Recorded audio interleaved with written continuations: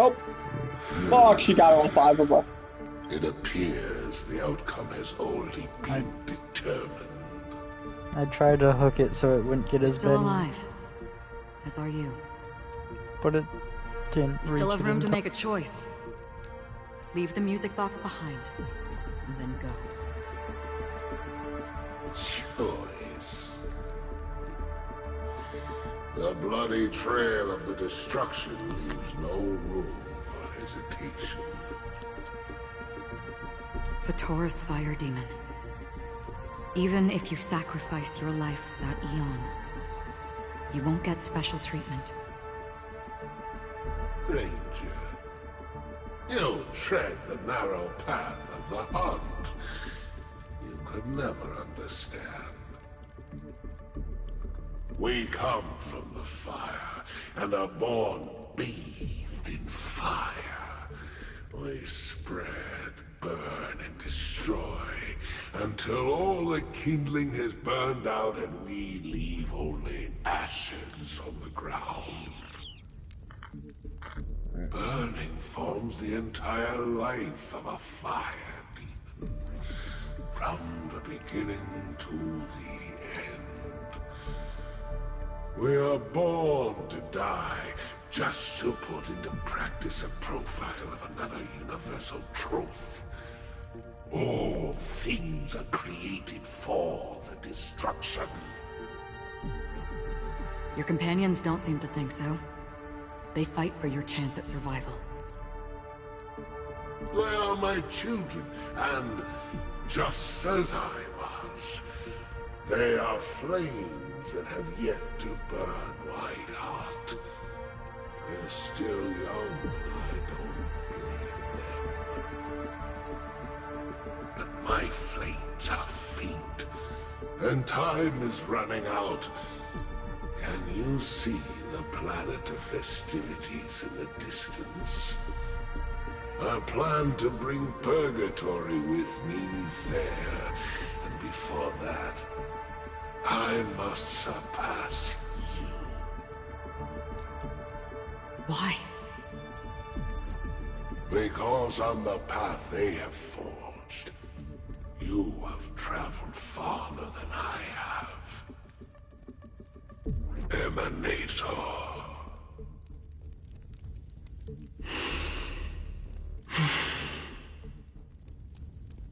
You cannot hide your true identity. Draw that sword, for we shall indeed remain here, bound to fight a decisive battle to the death, for I choose this. Destruction is intense, but brief. To cravenly cling to life is to endure an endlessly prolonged existence. Even if the answer turns out to be your own destruction. What is important is not the answer, but that it exists, just as you exist. Everything exists to be destroyed. Emanators are no different. Just as even sweet dreams may be born of the void, the so-called impossible is merely something that has yet to happen.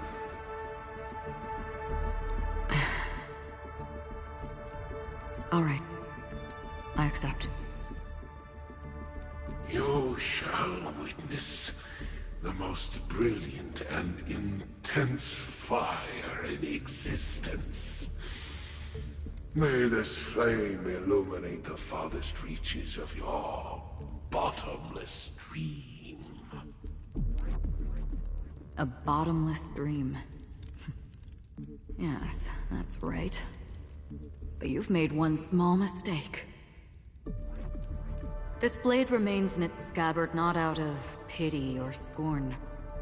It's a personal secret that I don't want to disclose, but perhaps out of reciprocity.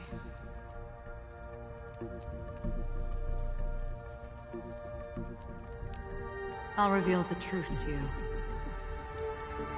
The hunt is not the path I truly follow. May death be the end of your boundless dream, guiding you back to the waking world.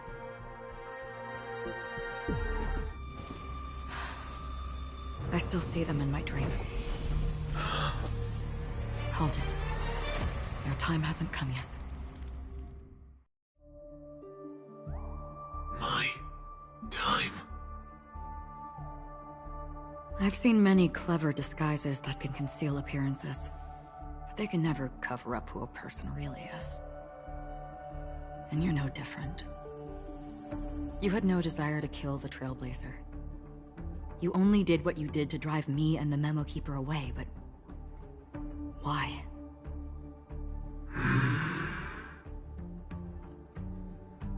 Did Destiny's slave make you do it? You know, Elio. I thought this is just the kind of thing that'd get written into your script. My script has always been brief. Other than that, anything beyond that is unnecessary.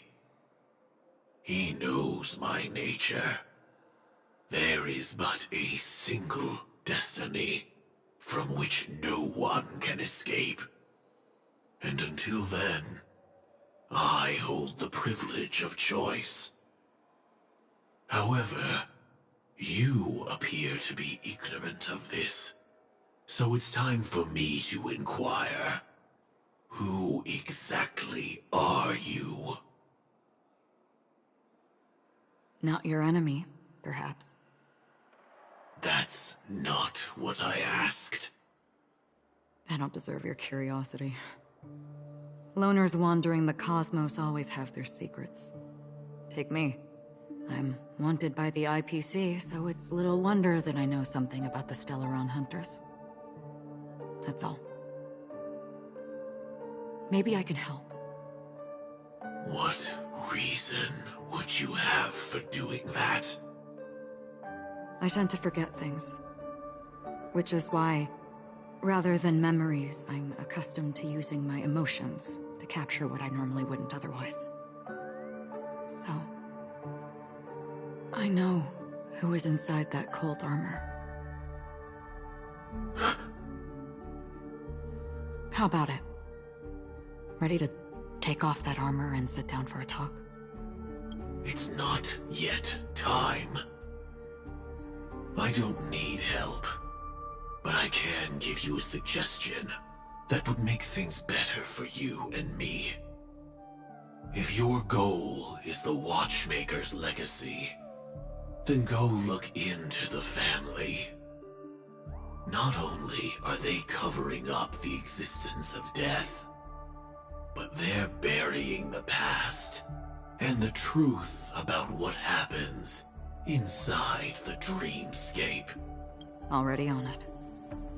And the Astral Express is no enemy of yours. I know that. I just never expected to hear you say it. What's next, then? The Trailblazer's been taken by Black Swan. Will you go look for her? No need for that. No harm in mentioning that Elio's only given me one instruction. Get all of the Astral Express to track down the Grand Legacy. I tried settling this in an easier and more direct way. But as you can see, here I am, confronting you. I failed. Can't ever go against the script.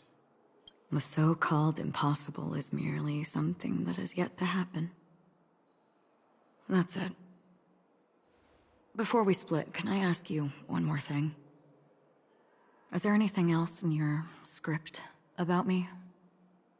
I'd like to know what kind of footnote I get to leave in that future foreseen by destiny. Unfortunately, not a thing came up. I knew it.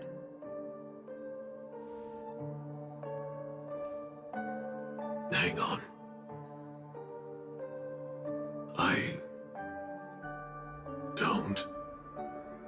Don't. What? Your first question was, do you still have dreams about everyone who died because of you? I don't. Never have. I was born without the ability to dream. I live for this cold, harsh reality. For a little light, and to burn, to keep on burning, until I turn to ash. So, I really envy you. Is that so? Then you're already living in the waking world.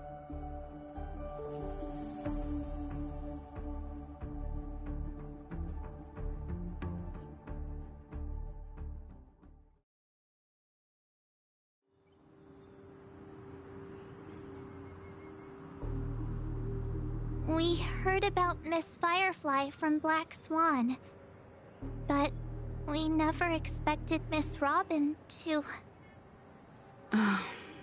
I'm sorry that I couldn't be with you then. Reality cruises on in serenity, while undercurrents bubble up from the dreamscape. Just like that memo keeper said. Stay strong, everyone. We can still do what we can for them. Starting with finding the murderer. Let's recap everything then. The Trailblazer just reminded me of something. March, do you remember what that family rep who negotiated with us said? Indeed, we trust that the Nameless has nothing to do with this, and we also beg each of you to help assist the family in verifying the identity of the deceased. That's how it was put, in reference to Miss Firefly. Looking back, he seemed a little evasive at the time. And he also failed to mention anything about the earlier murder, too. The family's planning on covering up all news about Miss Robin's death. If news gets out, Penacony's going to turn into a bloodbath. But the murder that followed closely after was obviously beyond their anticipation. The family had to try and turn things to their advantage by bringing in reinforcements from outside. The Charmony Festival is nearly here. They must be snowed under. It may also be that Miss Firefly's murder had so many witnesses that it couldn't be covered up. So they went with the flow and let more people on the scene to control the situation. After all, the nature of the two murders is fundamentally different. The family's first protective measure should be against malicious actors among the guests, such as that IPC envoy.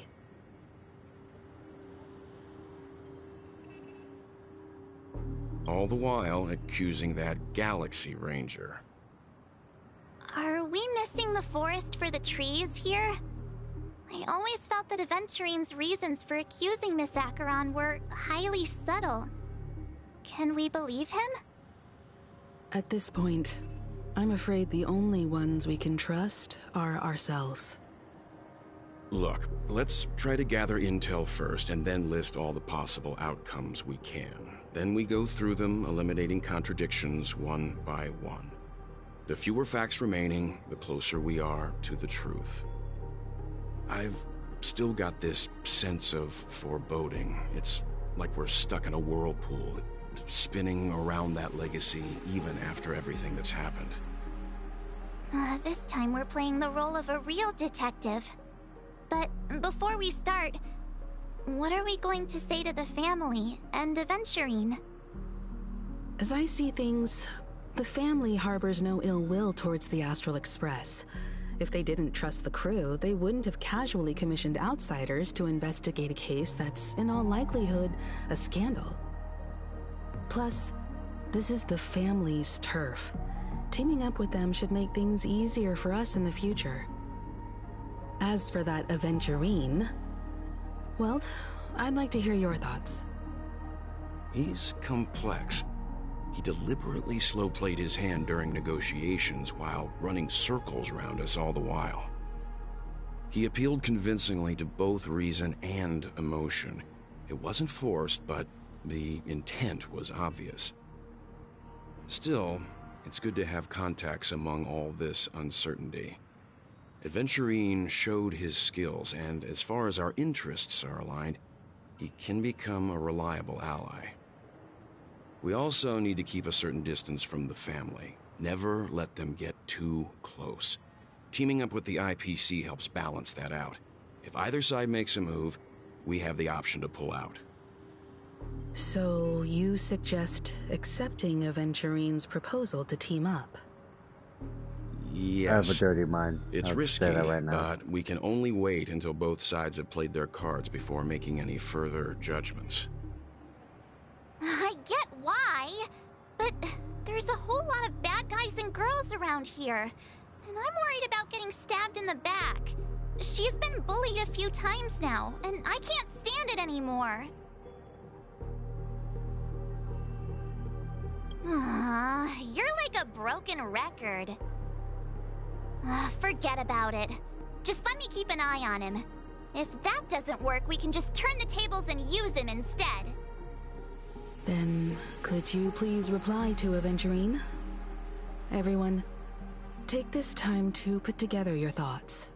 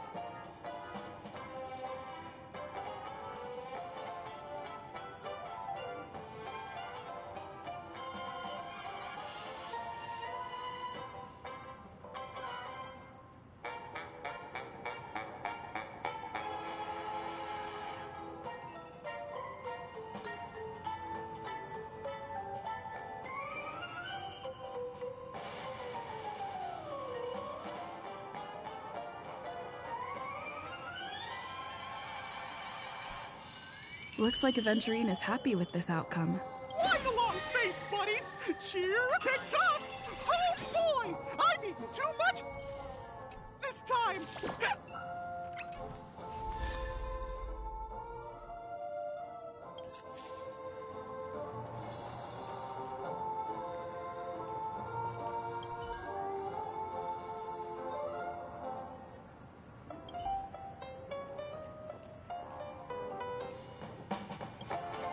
Aventurine's goal is to try and recapture Penacony for IPC. To do this, he'll have to bring down the family in its entirety to create a big enough chance. The existence of death will be covered up by the family. So how does he plan on taking them down? It's gotta be something important enough that everyone will notice. But it also can't be anything too out in the open.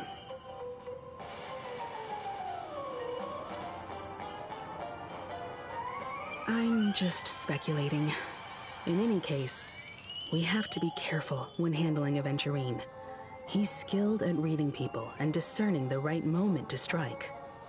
Also, he's clearly a born gambler if he's willing to go all in to win.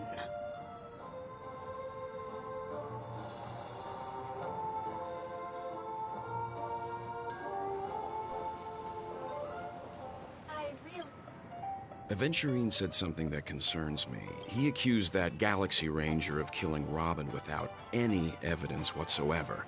but said nothing about her connection to that memory zone meme or why he was stalking you. It was a groundless accusation, which only serves to make him seem more suspicious. Maybe Aventurine's goal was never to gain our trust. Maybe he wanted to foster a feeling of enmity towards Ackeron and make the situation more volatile. Two birds, one stone.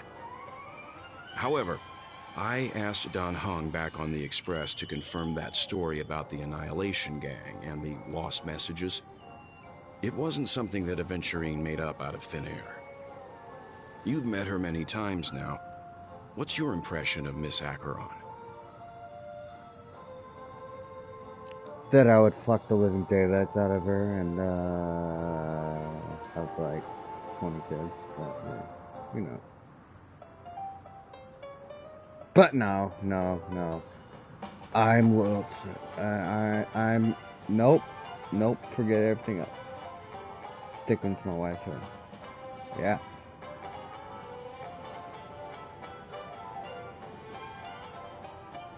That fits the stereotype of a Galaxy Ranger to a T. They're eccentric, unpredictable, and fond of being alone. No wonder she's a suspect. I'm waiting for what's his nuts to make VR as advanced as what's in, you know, full dive.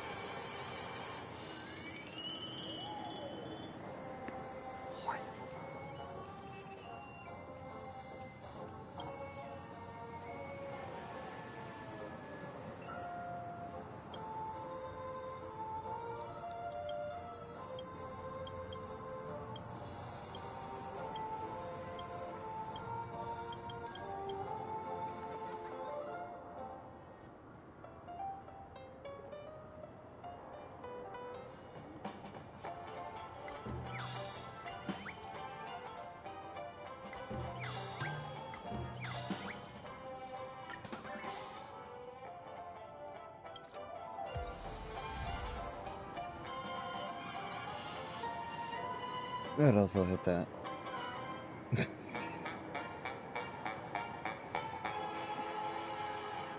Okay, it's okay to have separate weapons, right?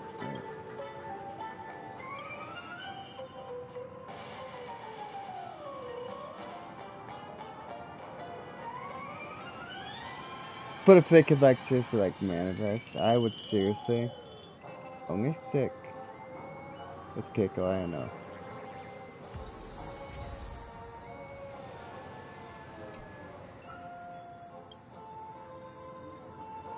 Got your book! Alright. Sorry, got my system again. Checked off the list. Got your book. What are they doing?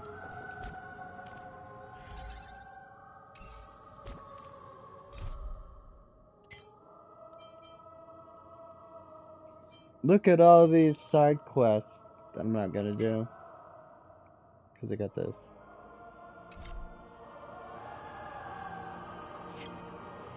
I hope it's not too soon to bring it up, but I feel like Miss Robin isn't actually dead, but that she's still alive and well. Somewhere. That everything's just some horrible prank. Because aren't we supposed to be inside a dream? How could someone die in a beautiful dreamscape like this? Shouldn't only good things happen here? Whenever I see the Grand Theater, I just can't stop all these thoughts from flooding my head. Head pats. Alright, let's see.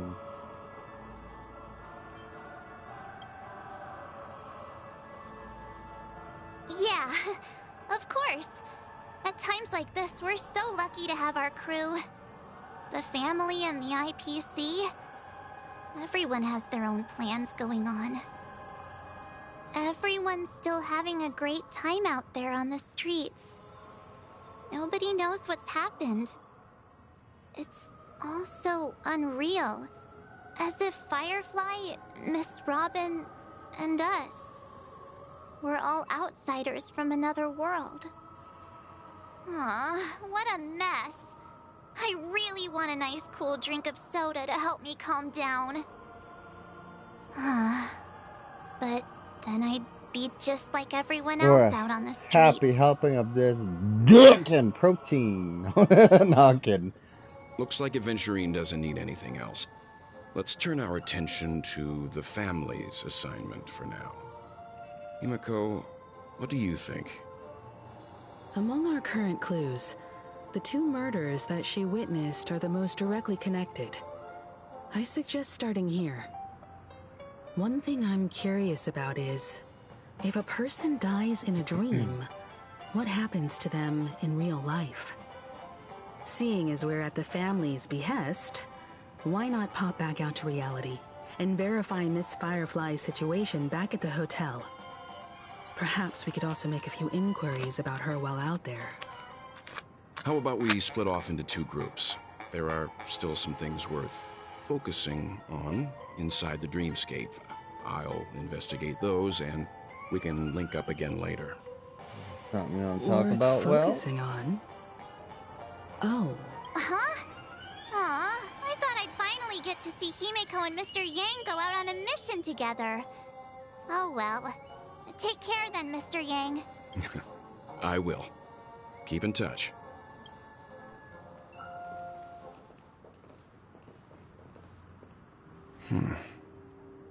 Honored guest, could you come out for a second?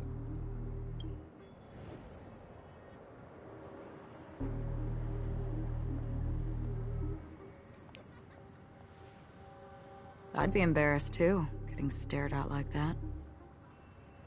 Forgive me. My name is Welt Yang. I'm one of the crew members on the Astral Express. I believe you've met my colleagues. Welt. Is there something about my name?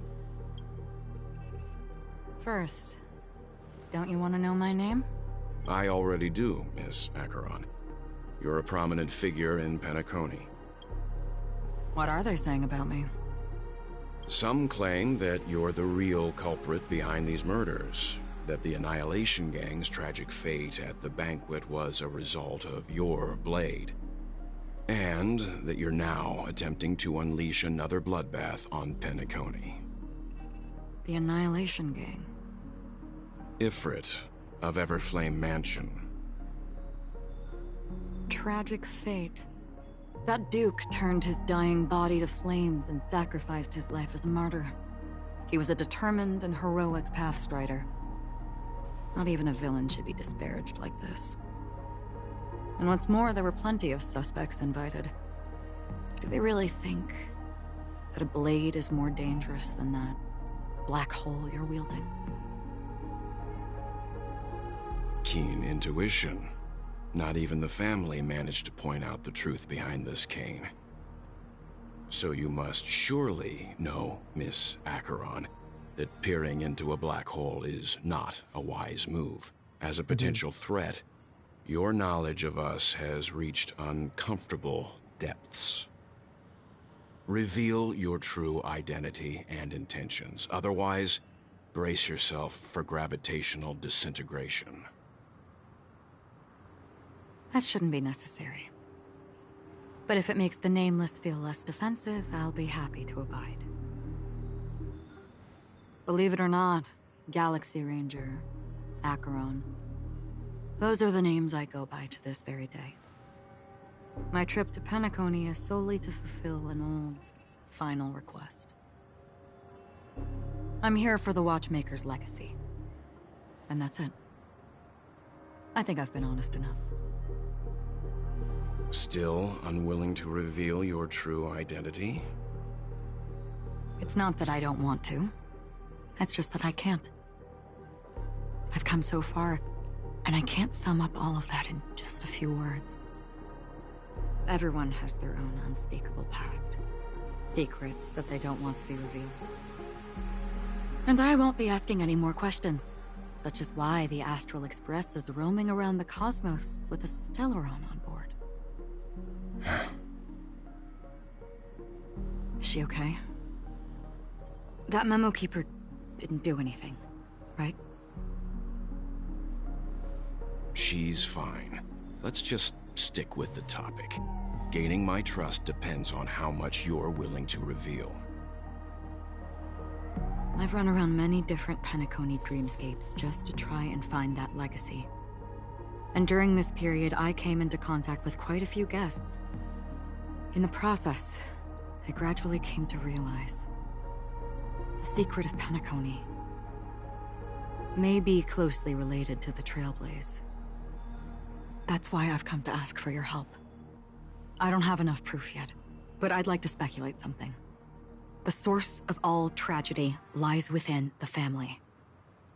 If you could trust me, we could find the proof to support this claim together. Mr. Yang, I think you've come to the same conclusion, haven't you? Let's leave it at that. Sure thing, For man. now, I'll choose to believe that you bear no hostility. Share your findings with me, and me alone. I don't want vague conjecture to interfere with other people's judgments before we find solid proof. Mm-hmm. By the way, would you like something to drink? Before we go, how about 2 cups of Wake the Heck Up? No, 4 cups. 2 cups of wake the fuck Because the up. conversation coming up will last forever.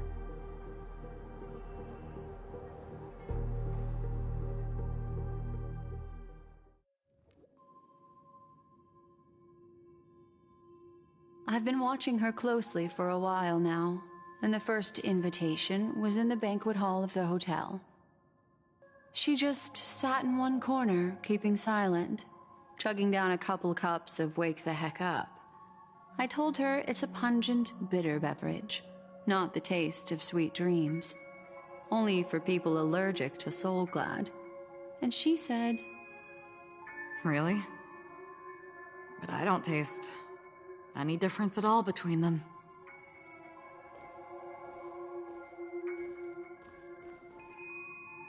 the guest rooms are charmingly minimalist. An aesthetic you share, Miss Ackeron. It's a cinch. This music box. The invitation received by the Annihilation Gang. There are latent memories that linger on it yet. You see, memories of you are not yours alone. They travel in other people, other things. I know much, and I can predict even more. With some help, the dead can be made to speak. The Annihilation Gang, that band of desperados who all disappeared after meeting you. What exactly happened to them? Well, let me reveal all.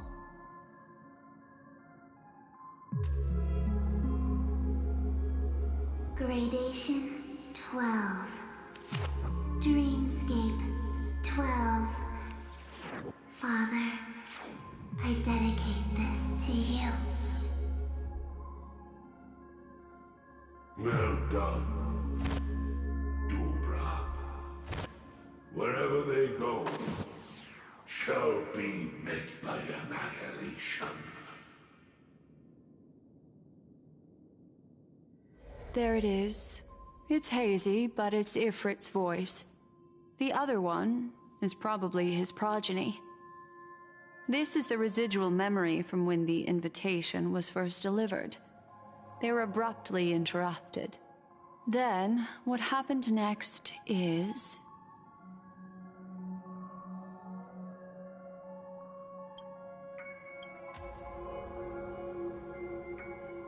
They sought refuge in the land of sleep, merely wishing for undisturbed rest, away from the storms.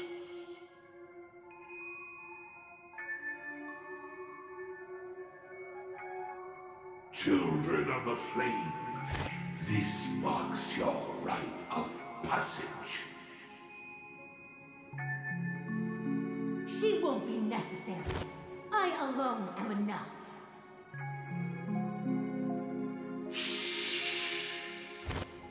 When have thou, on the path of destruction, feared death? The Everflame Mansion has set out on a journey. Those poor people, they have no idea what lies in wait ahead of them.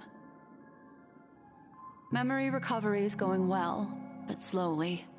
She'll be here soon, and time is short. There's nobody else here, so there's no need to be delicate. In fact, I think I'd better go all out.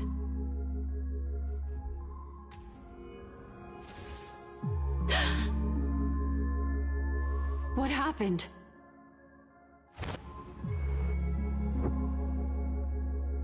The memory after that is blank. How is that possible? This music box fell into Ackeron's hands, and she brought it to Penacony. That's a fact, and that's how it should have gone. But along the way...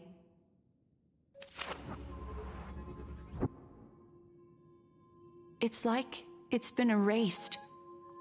Who's done this? Who are you? Who are you? It's... no. Is this not a memory? Oh, a memo keeper.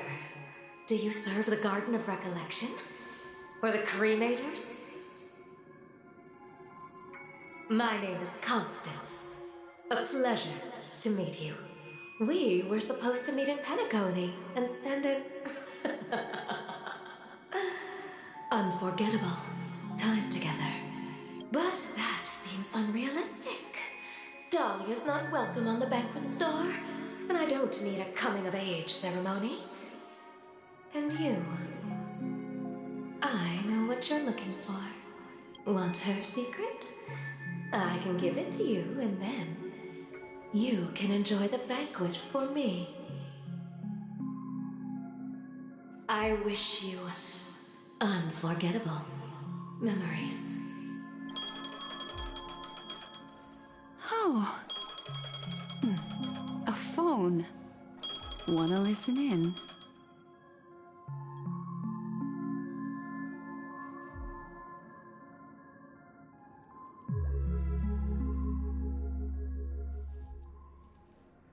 A few days ago, the IPC made an announcement. Under the watchful guidance of the Marketing Development Department, and in accordance with the Interstellar Peace Charter, the independent Sigonian sovereignty has hereby been established, and shall take a legislative seat at the Interstellar Congress. The formation of the Sigonian sovereignty is of great historical significance to the Sigonia system. This move puts an end to the planet's long and bloody history, turning the sensational Kataka-Abjin extinction event into a distant memory. Sigonia 4 is located in an unclaimed zone at the intersection of the Denise, Prothean, and Dorneau star clusters. The planet's surface environment is known for being extremely harsh, constantly faced with the threat of impact from small-scale celestial objects. This is why very few intelligent species have made this planet their home, dividing themselves into several tribes to eke out nomad lifestyles as they struggle to survive the arid desert wilderness.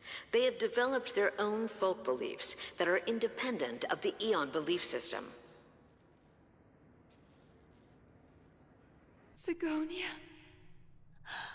Sigonia. Ravenous eye of the storm, spurned by all the gods. Land of rock, but not water.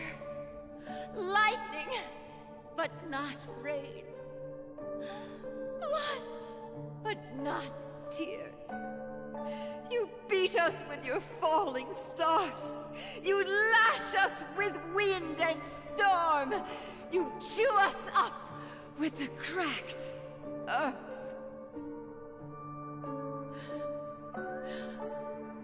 You promised us a land of honey, yet yoked us beneath a sword of bitterness. Gaiathra Triclops, if thou can hear me, please open up thy 3 eyes and gaze upon this child. When you took his father, my child was still sleeping in my belly. And where my husband went, I too soon must go. I don't ask for a peaceful death.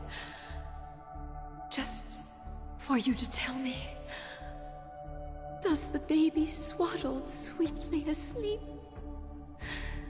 Does he dream of his mother's heartbeat and the sound of falling rain? Please tell me whether this life is all just a fleeting dream. Otherwise, why would this child be born to face impending death? Mommy! Mommy! Mommy! The rain! It's raining! Raining?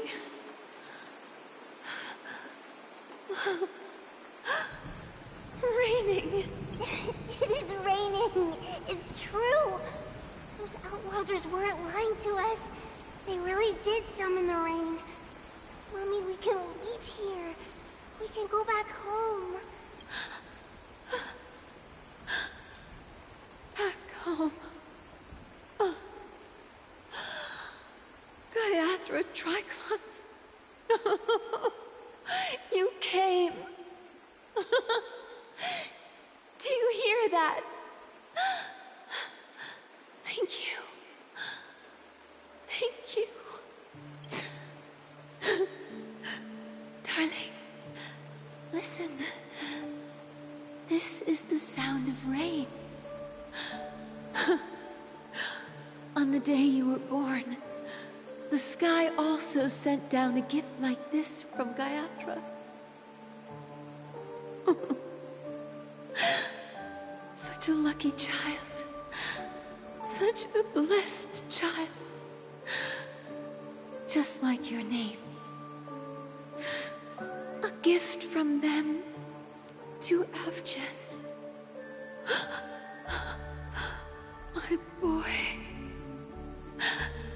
It's your boy! Sorry, I got my system. I'm good. May the goddess Gaiathra close her eyes 3 times. Keep your blood eternally pulsing. Let your journey be forever peaceful. And your schemes forever concealed.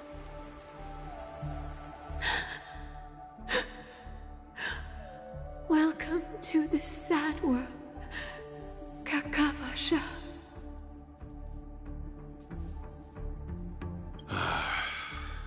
Time to wake up, gambler. Oh, heavens. I must have drunk too much Soul Glad. Didn't expect you to be back so soon. How is it? Find anything? Just as you guessed. Nobody outside knows about Robin's death. There aren't even baseless conspiracy theories. They're still streaming the rehearsal for her ceremony, using a stand-in, I guess. They must be dreaming. Of course. Who could imagine that death would actually descend upon the idyllic dream created by the family? Let alone that the victim would be the female lead of the Charmony Festival. To be honest with you, I didn't believe it. I even tested it a few times myself, until I discovered that I couldn't actually die. Whenever there's any danger, I'm forced awake by the dream pool, and it's all as if everything were just a nightmare. That's why I'm convinced that there are a few big secrets lurking behind the scenes. Then you must have heard about the Memory Zone meme. When I graciously deigned to establish connections with the Oak family on your behalf, they were quite in a pitiful state of disarray. Besides Robin, there was another body. I don't know the exact details, just that it was a stowaway. 2 murder cases? I told you something seemed off about the Nameless. Oh, she must have come across the other one. This murderer is a psycho. But I have to admit, the case should be easy to crack. We can leverage the family's malfeasance and let the IPC use this as a reason to intervene. It's just that their trickery runs deeper than I thought.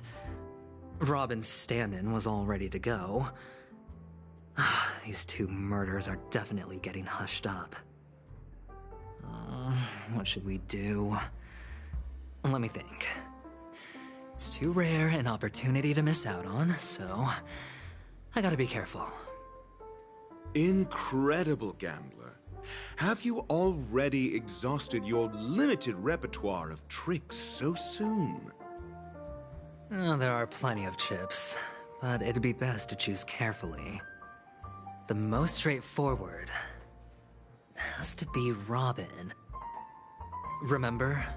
That masked fool once told me to find a mute as a friend. Robin is what she calls the mute. She has lost her voice, and while most people can't pick up on it, you and I cannot mistake that sound. Not produced by any voice box, but rather by the resonance of the harmony. If that girl hadn't gone hoarse from singing practice, there'd only be one possibility. Something was up with the family. Or Robin herself. To get to the bottom of this, I tried every way I could to meet her. But she died. Right before my very eyes. She did it, A complete and utter loss. Incidentally, it seems to have resulted in your rather undignified arrival on the interrogation stand. There were eyewitnesses at the scene, and the family, in their graciousness, has tentatively accepted your alibi. However, for the foreseeable future, you shall, regrettably, find yourself under the vigilant watch of the hounds. Well, things aren't looking too optimistic, Doctor. I'm starting to break out in a cold sweat. Do you reckon there's still any chance of a comeback, given how things are? A probability? Yes, it exists, but it verges on the infinitesimal. To phrase it in a manner more befitting the vernacular of Penacony, you're dreaming. But if you simply can't control yourself and want to try your hand, then there just so happens to be a suitable candidate. That man wants to see you again. Who? Daddy? No. Is this a public hearing or a private trial? If it were the former, it would hardly befit my stature to stoop to the role of a mere messenger. Fine. Oh, that's great. It's all great. You see, the dead can't talk, but the living can. Ratio, I'm convinced now that there must be something wrong inside the family. Oh, just you wait and see. That man's sister has died. He can't sit on his hands. Well, without any further ado, let's set off. Lead the way. The show is about to begin.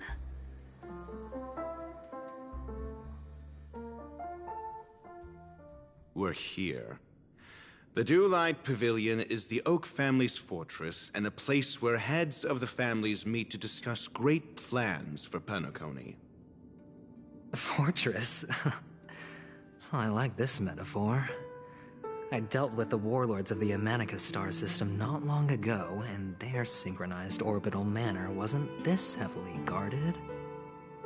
This mansion nominally belongs to Sunday, and is very befitting of its owner.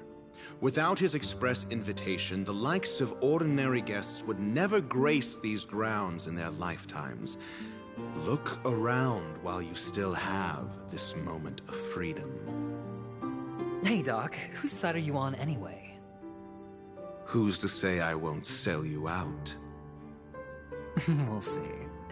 When we meet the authoritarian master of the Oak family, I'll pry an answer out of him. Follow me and I'll bring you to his parlor.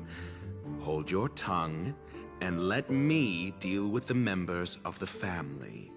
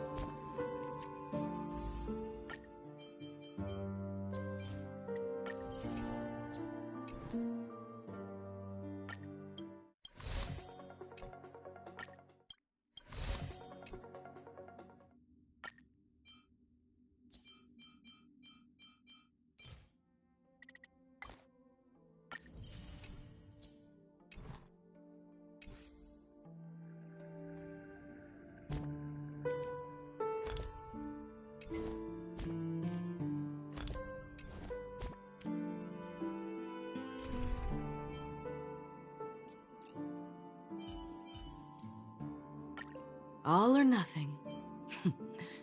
Time will tell.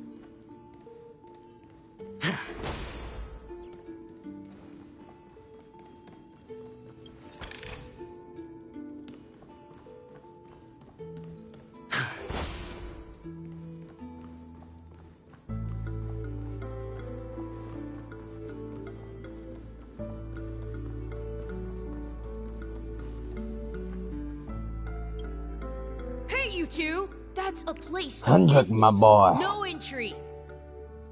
I was requested by Mr. Sunday to bring him the suspect. My name is Ratio. He should have mentioned it to you. Oh, I remember you. Veritas Ratio. Your punch virtual particle clock is impressive. Excuse me? The one on your head. Of course, it's nothing compared to my full pocket dimensional annihilating power armor of the Mobile Knights. Right, and as I mentioned, that fantasy raiment of yours doesn't exist. That's because you can't see it. Like I say, only family can see the glory of the Mobile Knights. Enough. Get going. Don't keep Mr. Sunday waiting. It's Seems like the idiocy index here is no better than it is out there.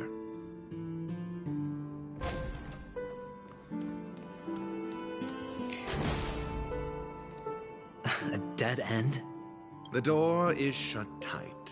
Looks like we're on our own. I mean, there isn't a door. How did you get in before?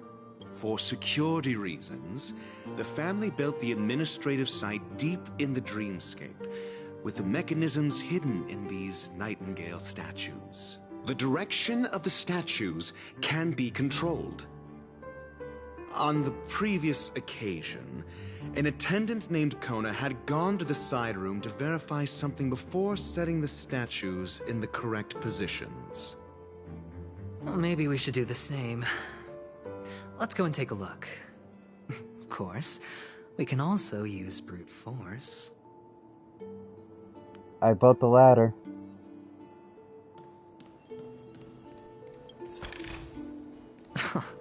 This is hardly enough for a seat at the table.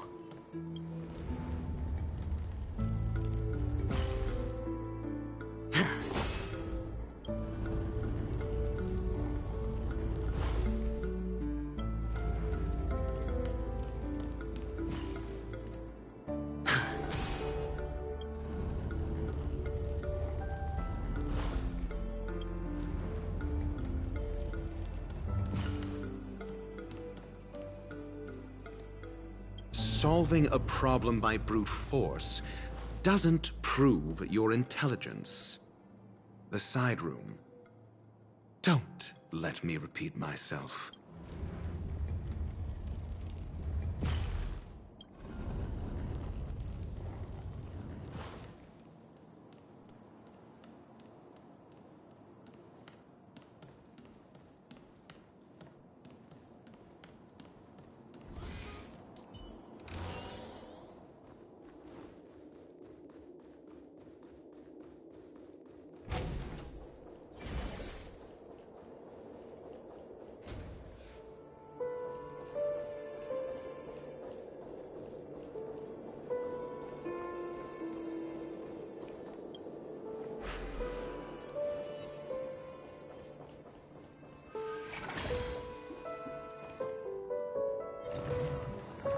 Stream forth, the gleam of old blades.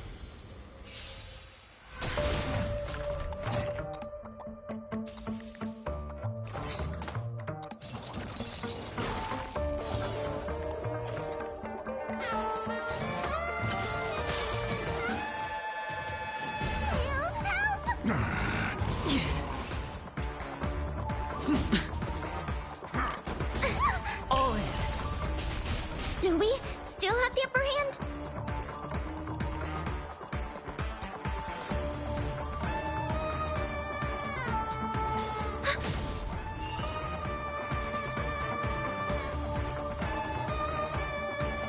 Spend freely.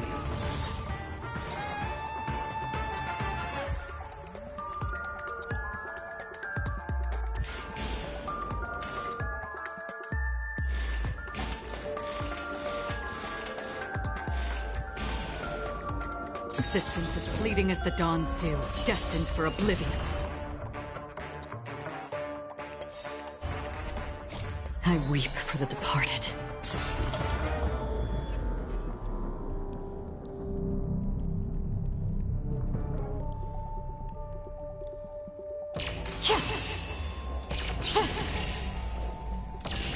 Dusk's reign, it too shall fall.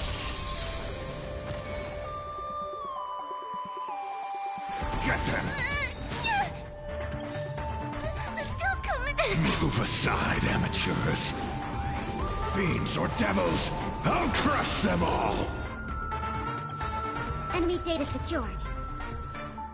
Net markers activated. Time for a good old counterattack. How familiar.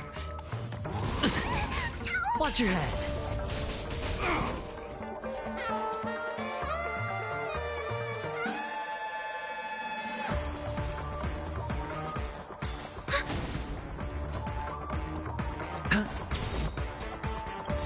The dice have been cast. Bust or Maybe I'll take it all! All in! Half the work is already done. On the still waters of oblivion, I guide the wandering souls. I'm gonna hold everyone back again. Somebody help me! Commencing support.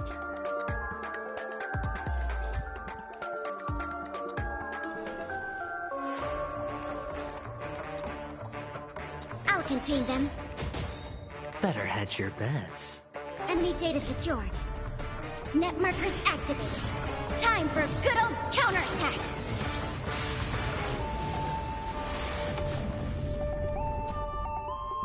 Can't lose this one.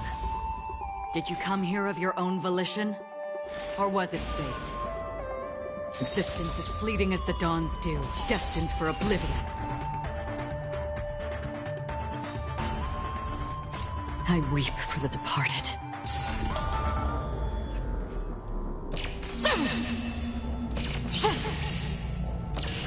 Dusk's reign, it too shall fall. Do we have to fight? Of course. Get them.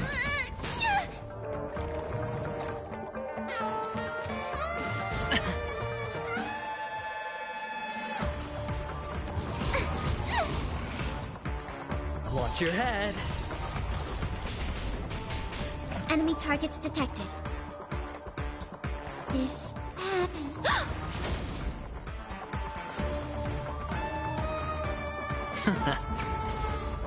Another journey begins. From the still waters of oblivion, I guide the wandering souls.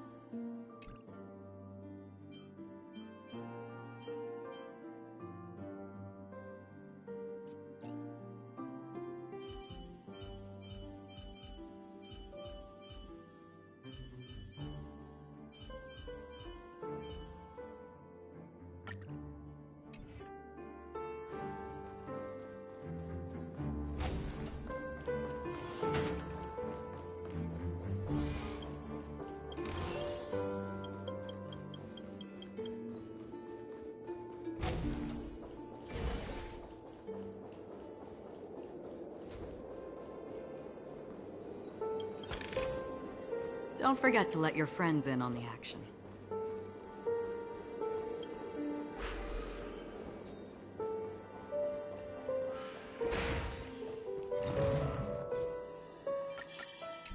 Stream forth, the gleam of old blades.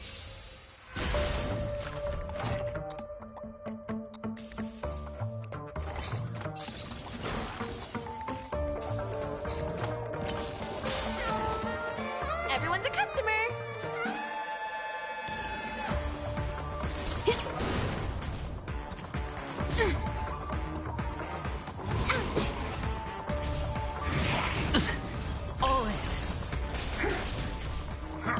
That I dreamed!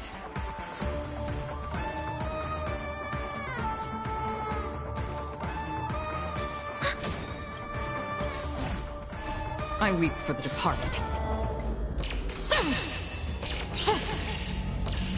Dusk's reign, it too shall fall.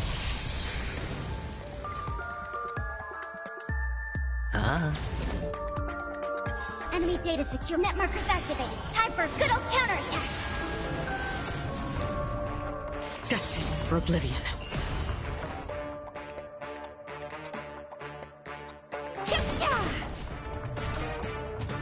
Oh, familiar. Watch your head.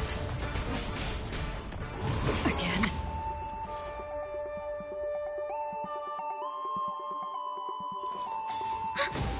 Sure, I'll spend freely. Free will, or was it fate?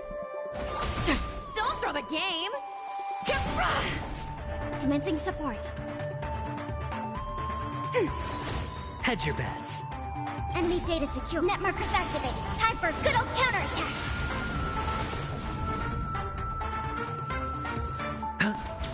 Forget your wallet?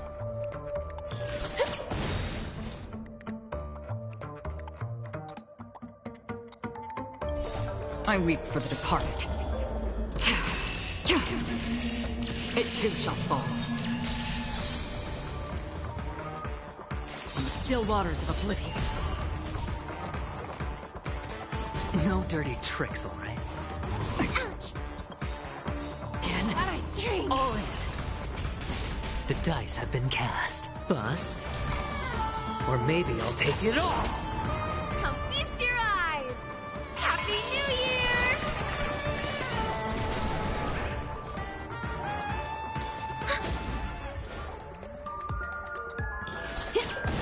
Sure, I'll play along. Watch your head. Again. All in.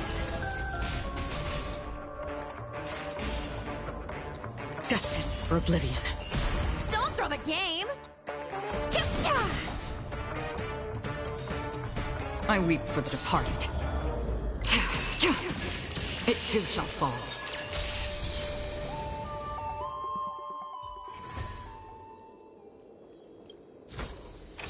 This is what exploring the cosmos is all about.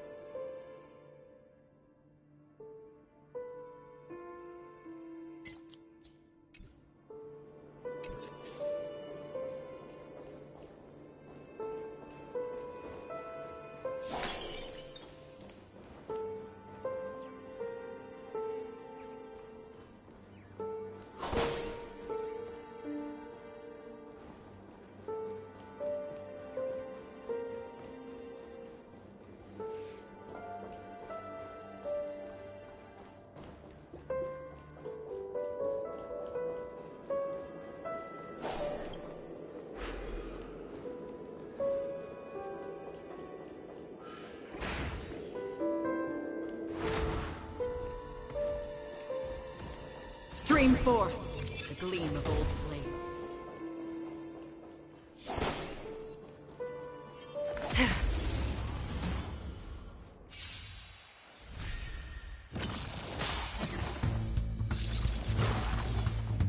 Turn out your pockets!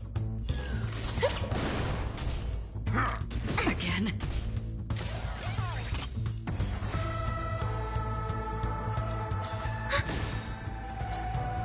Enemy data secure. Net markers activated. Time for a good old counterattack.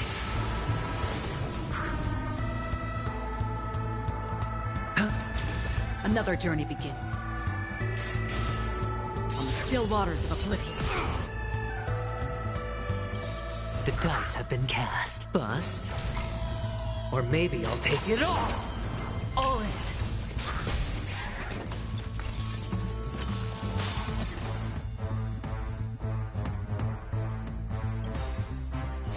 I weep for the departed. It too shall fall.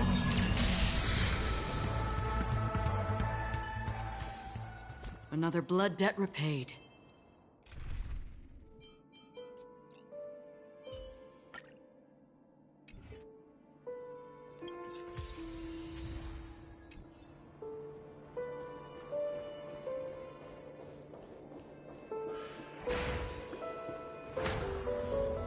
Stream forth, the gleam of old blades.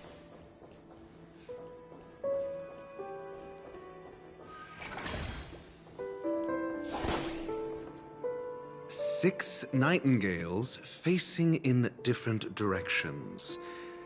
An obvious hint. But are these nightingales? They are. What's wrong? How can nightingales be so huge? They look more like torment eagles to me. There are no eagles in the 5 families, only nightingales. Why am I wasting time with you on this?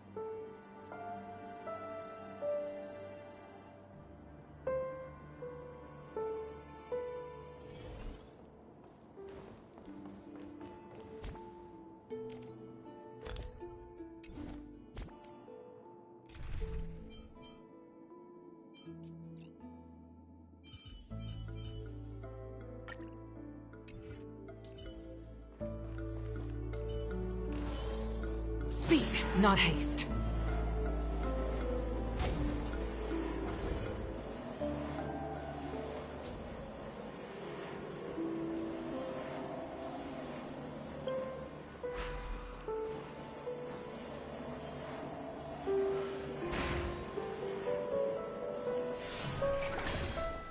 Speed, not haste.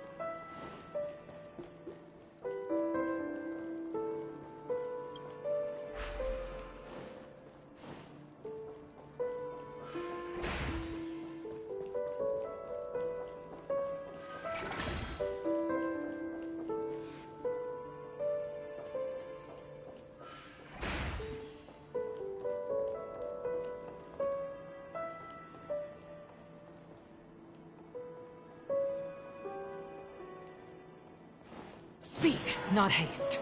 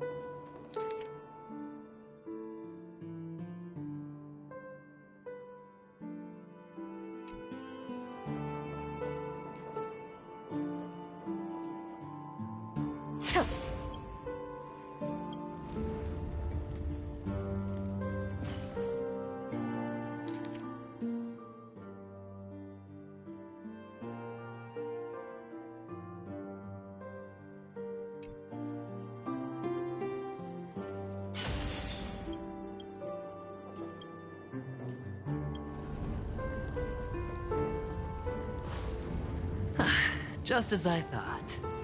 Here's the correct answer. A truly miraculous discovery. Perhaps I should offer you the chance to join the Genius Society.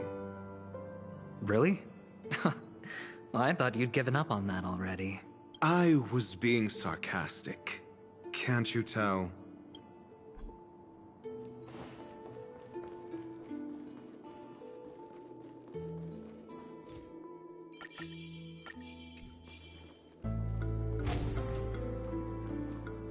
Oh, impressive. So much for Mr. Sunday's reserved, virtuous image.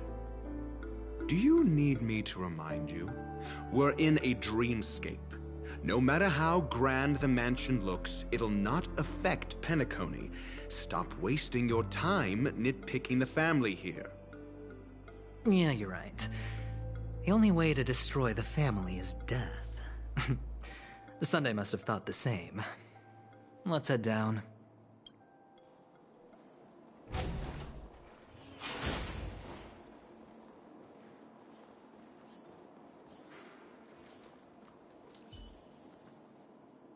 Stream forth the gleam of old blades.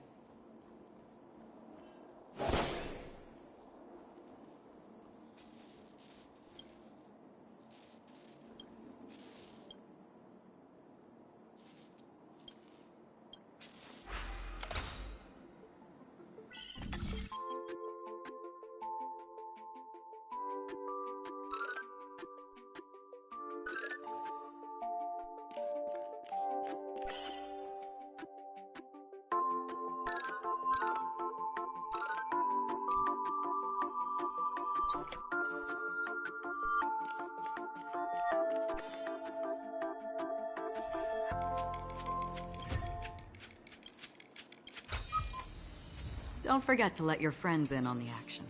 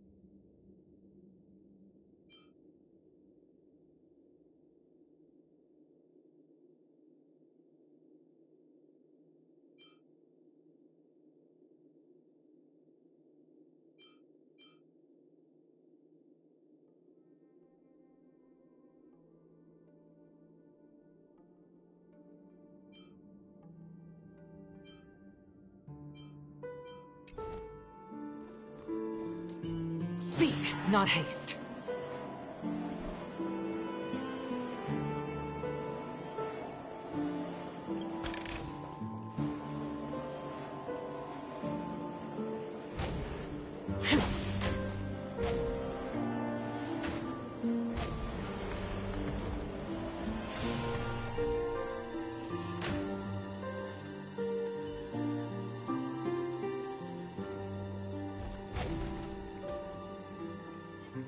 Stream forth the gleam of old blades.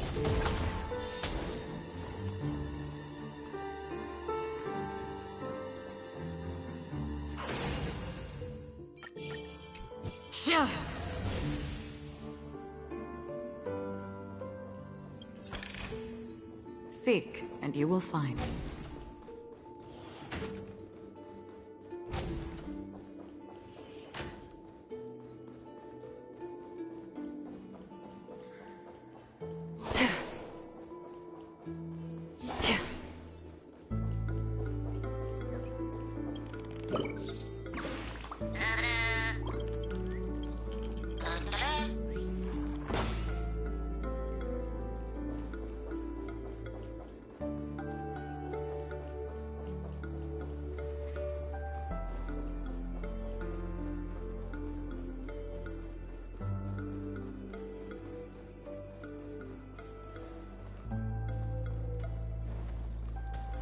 Stream forth the gleam of old blades.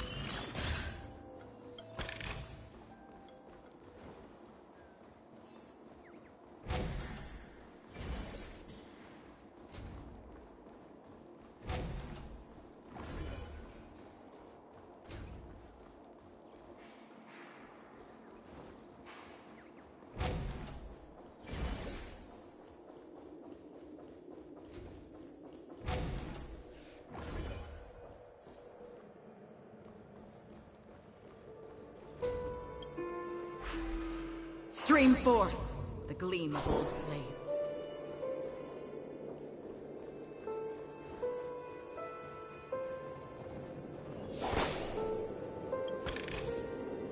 Don't forget to let your friends in on the action.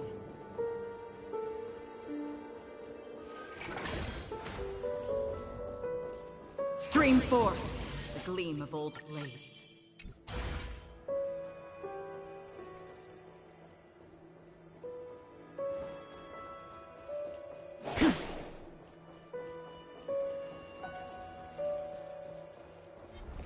Stream forth the gleam of old blades.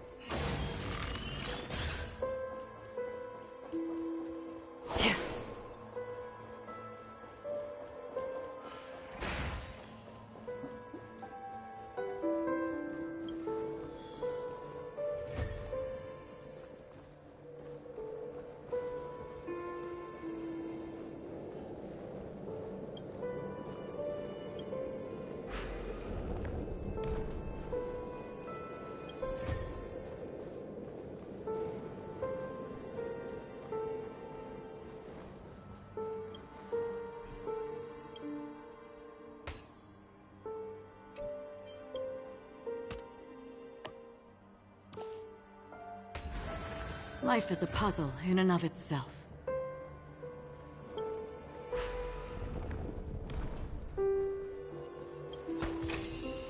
Seek, and you will find.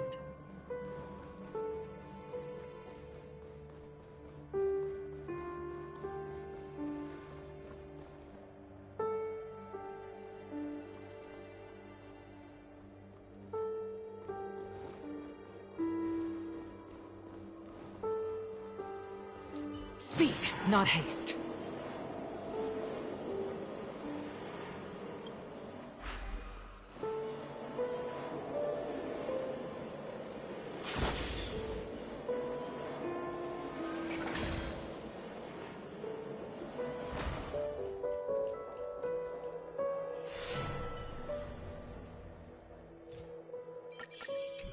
Stream forth the gleam of old blades.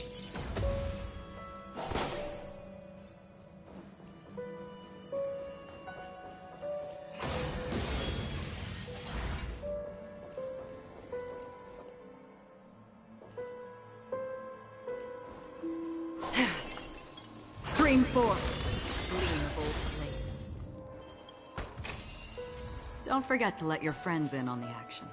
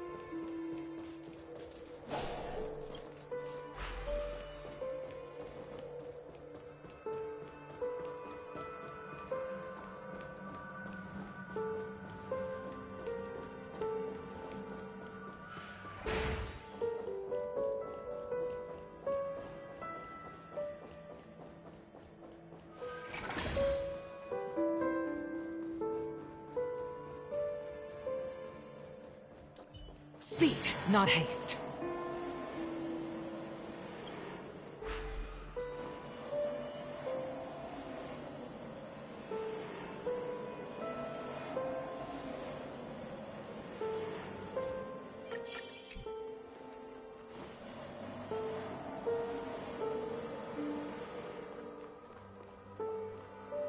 Speed, not haste.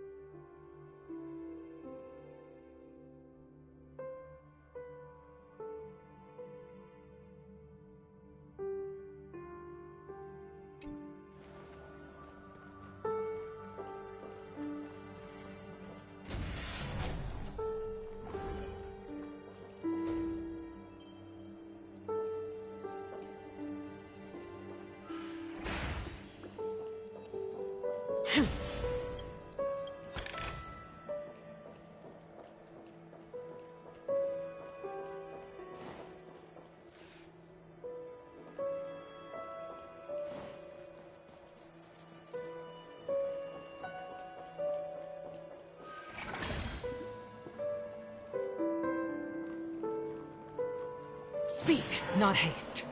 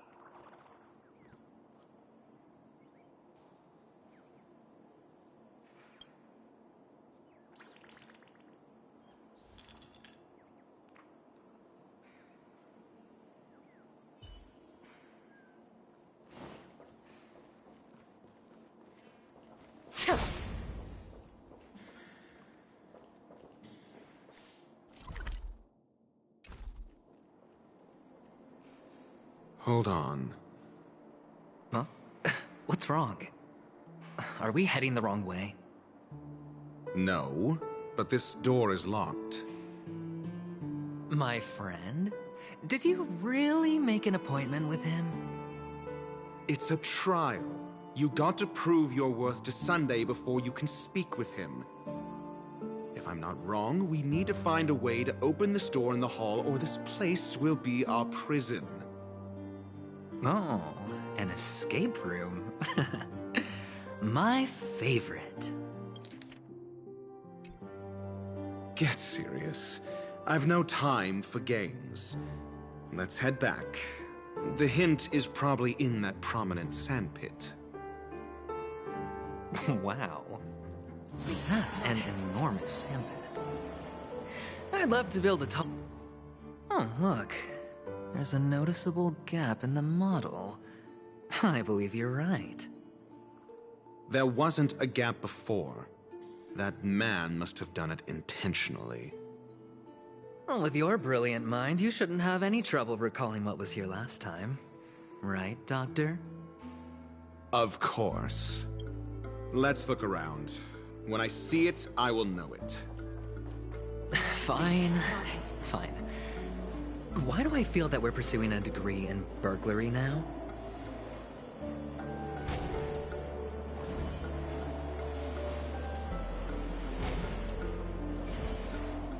Found it. This is it.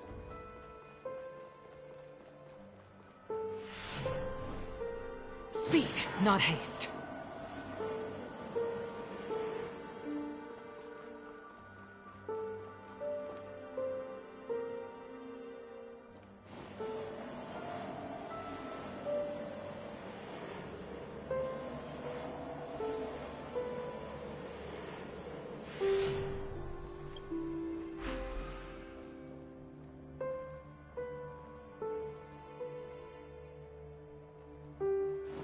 Speed, not haste.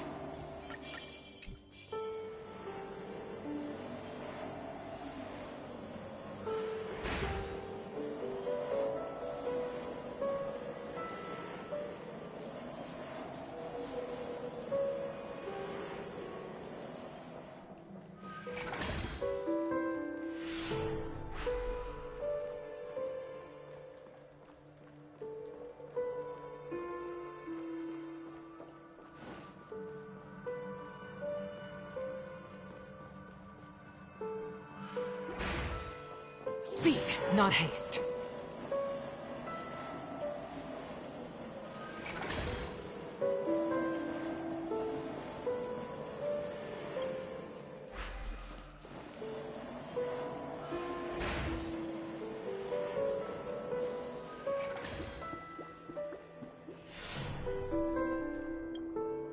Huh. And the nameplate reads Gulliver's Arch. Well, I'm amazed you can remember something this tiny. You know, this reminds me of a tunnel I once saw that could shrink people who passed through it. If I were you, I would shut my mouth. It's wise to remain silent when you should.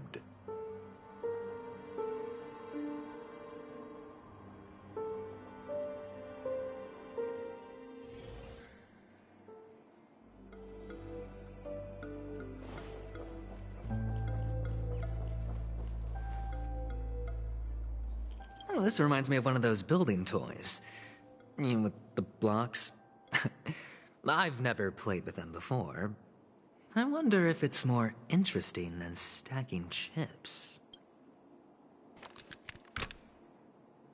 Oh, look. The gap is closed. And it fits...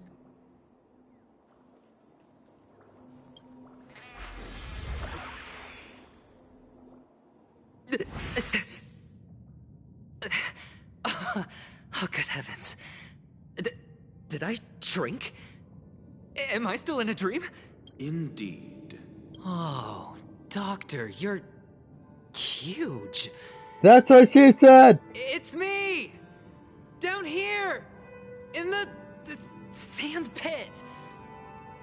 Oh, actually, I think we could make this work for us. Just find a way to Oh, fine. I was just kidding.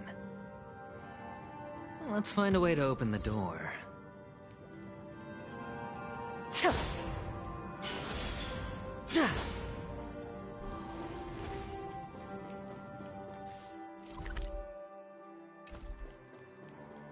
Speed, not haste.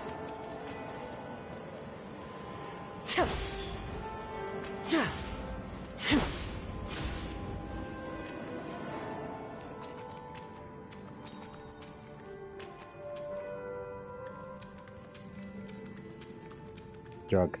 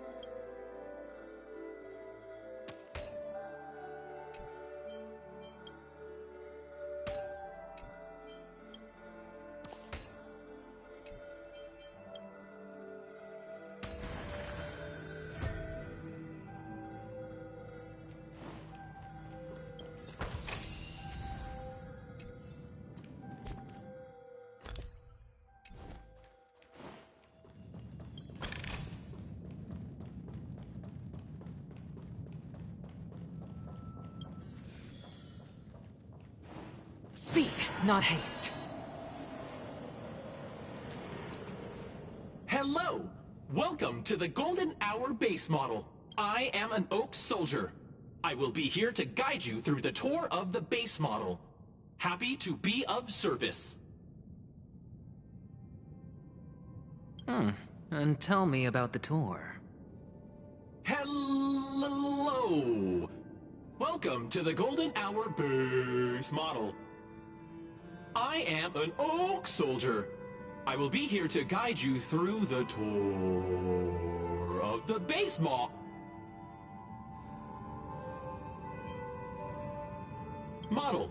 Happy to be of service. Generating guide. Please wait patient.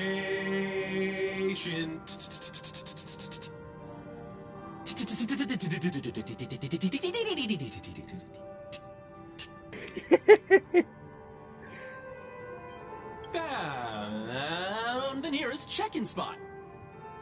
Please look behind me. A capsule machine model. Model.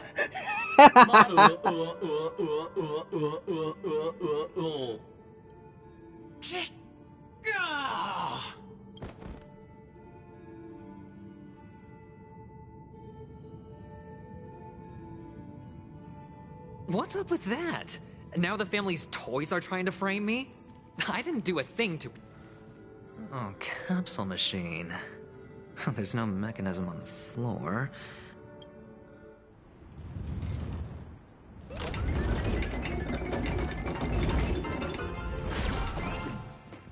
So... I was right. These models have interiors that look exactly like the real buildings. The only difference is that no one lives in them. Funny that Sunday puts a miniature that makes him seem like a giant by comparison. Is there a reason right they're where he can see standing it like they first thing in the morning. met Tyrone for the first Insecure time much? and lost their own virginity?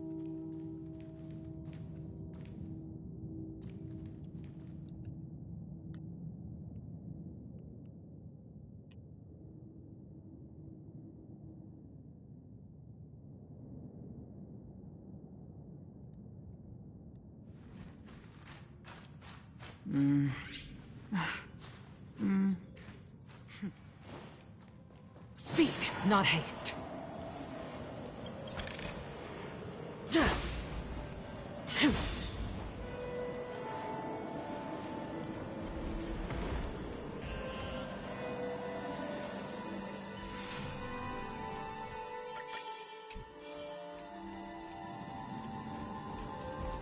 Stream forth, the gleam of old blades.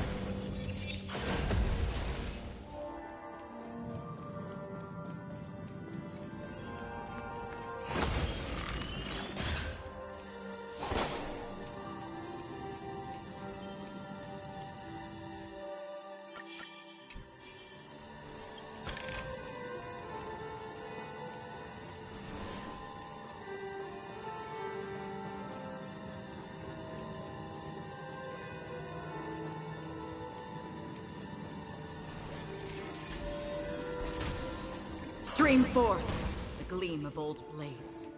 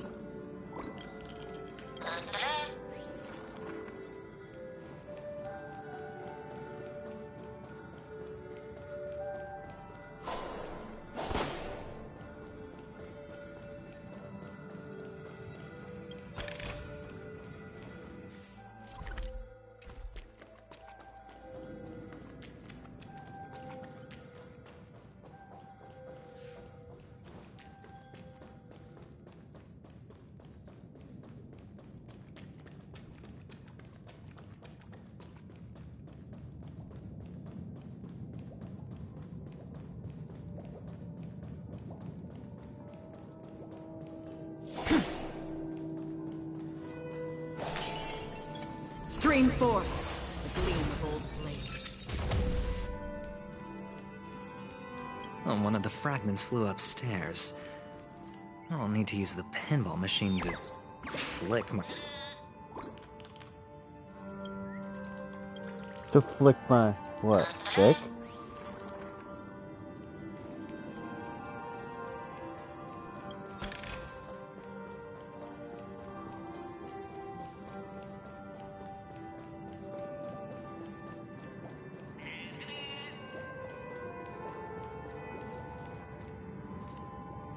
Do you want to talk about it?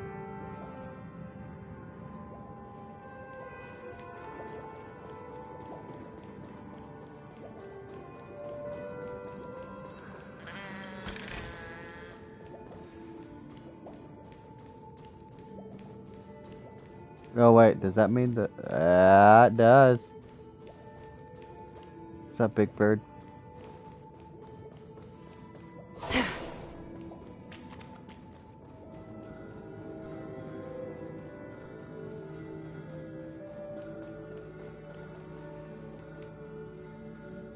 Okay.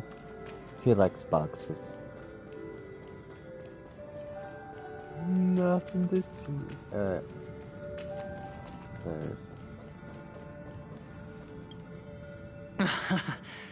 Oh, great. There's another pinball machine base here. And it's empty too. Doc! I'll need your brain power again. There's no need to yell. I can hear you. The pinball machine must be hidden somewhere in the hall. Like the arch. Wait here, and I'll be back in a minute.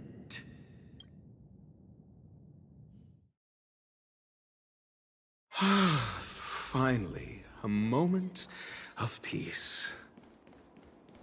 For the theater of the mediocre. The heck?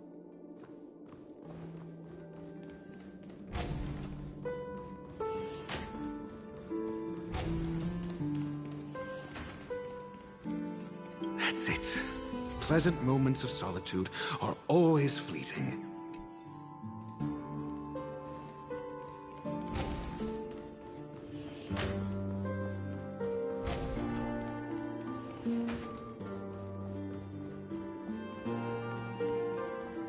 Oh, you're back.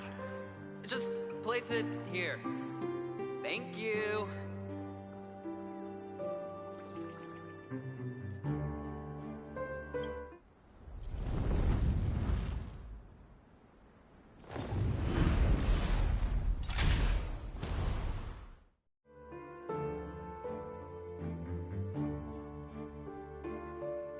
Thanks, Doc.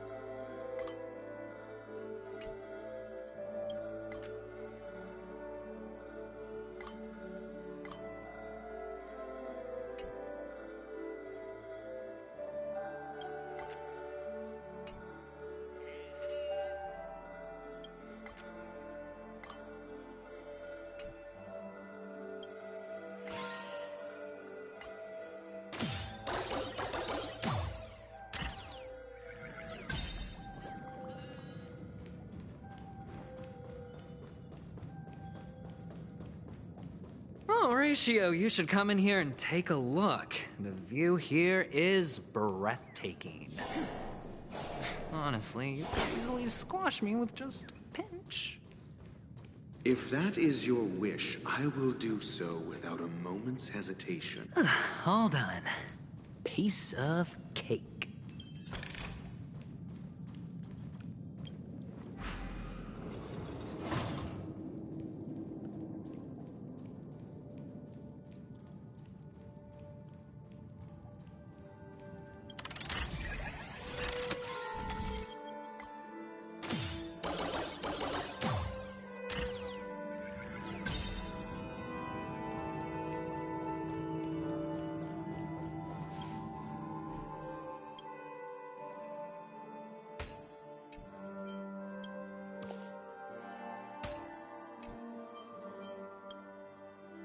And the joyous tour of Toy City has come to an end. Makes me feel sad. Penacony isn't all bad, right? I'll use this interesting experience as a talking point at the poker table.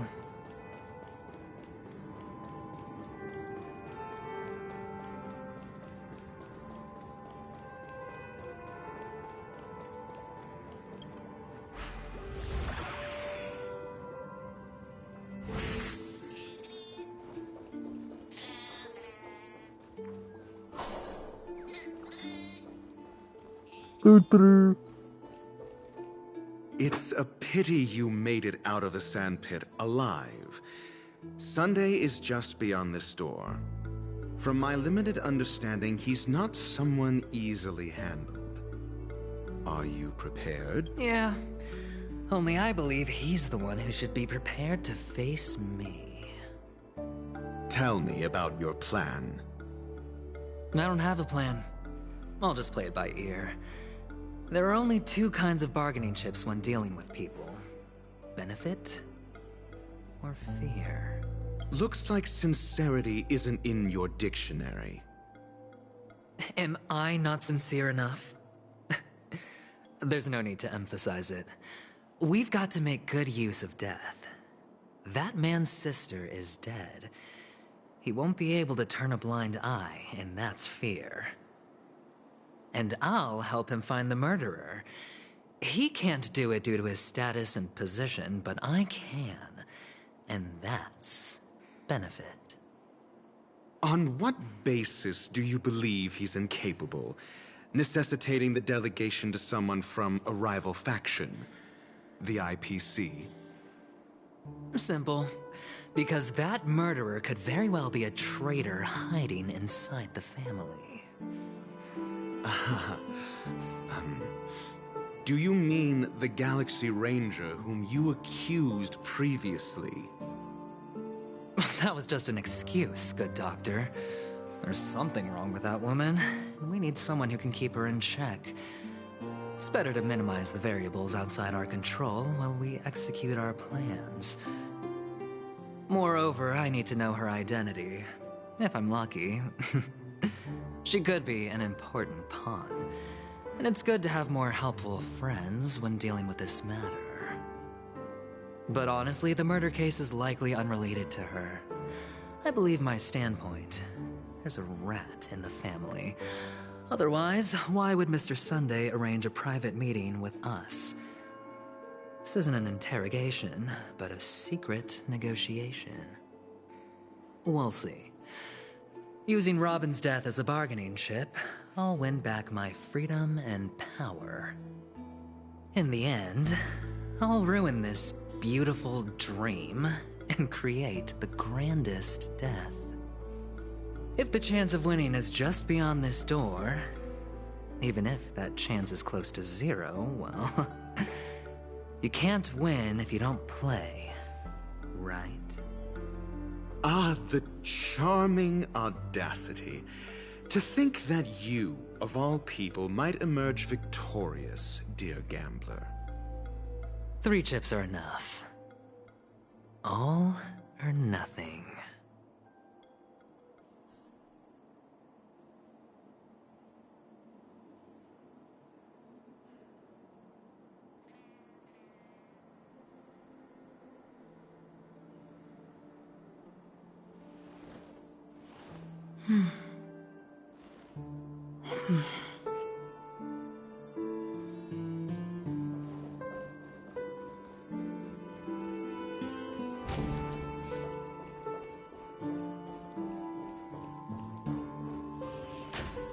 It seems my puzzles are too effortless for you, IPC Ambassador. I appreciate your words. And I see you put a lot of effort into welcoming me, Mr. Sunday. However, this is no way to greet a guest. Well, this isn't an invitation, but a summoning. Before we speak, I need to test your character. I imagine this knowledgeable doctor friend of yours has been of great help, yes? Certainly. You ought to know this better than I do. He's already faithfully fulfilled his duties, hasn't he? Yes, the doctor has assured me of your noble character. He considers you, like himself, a virtuous person who can be trusted by the family. I have come to know you very well as a person, Mr. Aventurine. You're diligent, generous, and willing to cooperate. The fact that you succeeded in overcoming many obstacles just to meet me gave me the reason to believe in your wisdom and courage. But there's one thing I must ask you. That is, you've used your wisdom at the wrong place to meet the wrong person and put yourself in a situation where you shouldn't be, witnessing a tragedy that shouldn't have happened. You don't look too well. Am I making you anxious? If not, then it means I'm on your side. If I wasn't mistaken, you'd just made a serious accusation against the family. No, you weren't mistaken. For depravity is creeping in around you. There's no need for us to be evasive. Let's talk about your sister. Your sister's talent is unrivaled in the world of show business. As you know, her voice has been out of tune since she returned to Penacony. What's more disheartening, she can't sing anymore. Who could be responsible for this? Many suspect the culprit is among the outsiders, but I know you hold a different opinion. Now your noble status has become a shackle, preventing you from apprehending the murderer and avenging your sister's death. You're feeling anxious because you're out on a limb. But don't worry, I'm on your side.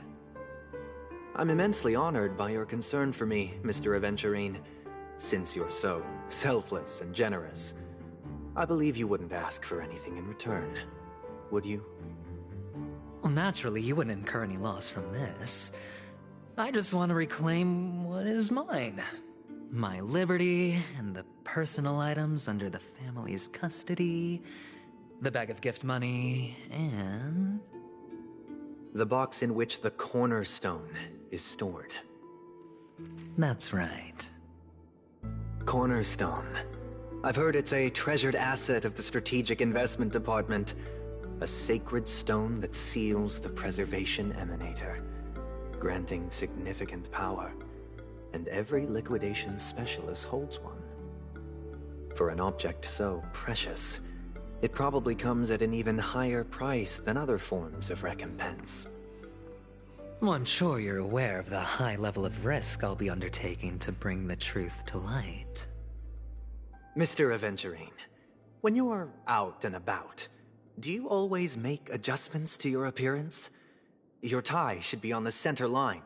Your shirt must not protrude from your vest. Your trouser creases should be perfectly straight, and always aligned with the tips of your shoes. Of course. But I don't, because it's not appropriate to do so in public. You should make sure everything is presentable and in order before leaving the house. I'm not the kind that takes risks. The cornerstone must be in the custody of the family. No room for negotiation? Please, don't let me turn you down twice. Sure. The gift money is good enough. I suppose you wouldn't mind that. After all, a merchant can't function without a bargaining chip. You compromised quicker than I thought. Unfortunately, it's a gambler that needs a bargaining chip, not a merchant. I can give you your gift money, but before that, I want you to tell me.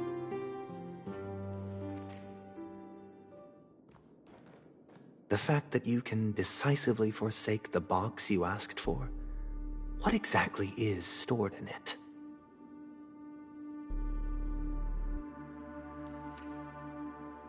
Oh, triple-faced soul, please sear his tongue and palms with a hot iron, so that he will not be able to fabricate lies and make false vows.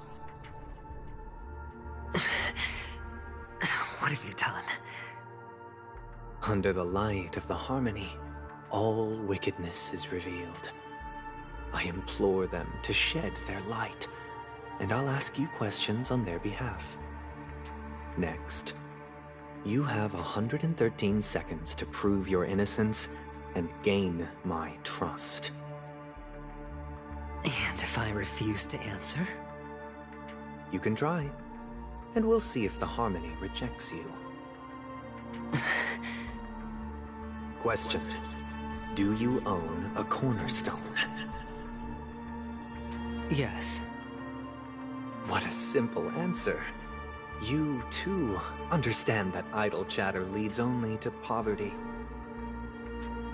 Did you hand over the cornerstone to the family when you entered Penacony?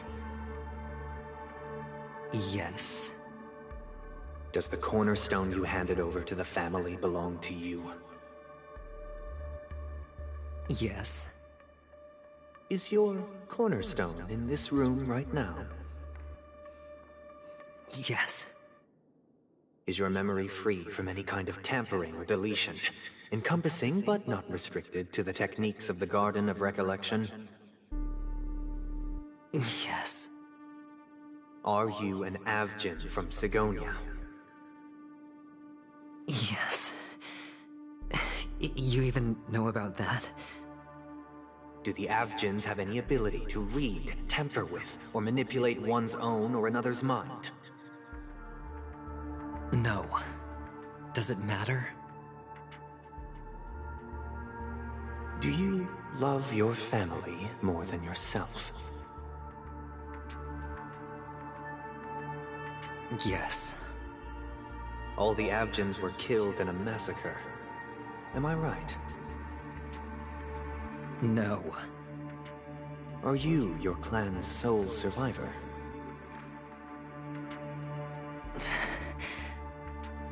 Perhaps. Do you hate and wish to destroy this world with your own hands?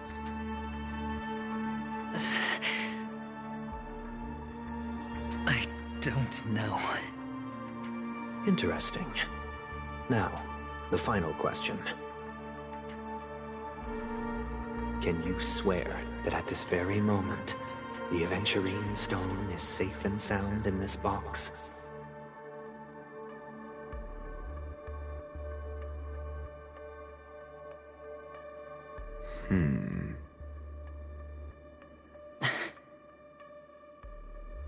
Of course. Looks like we can get an answer. Open it, Mr. Aventurine. It's your last chance to defend your honor.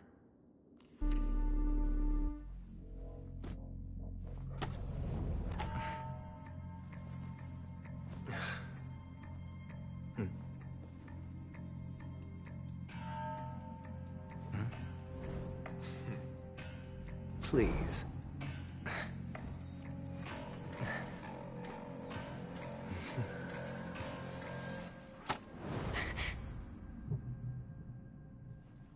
Are these what you're looking for?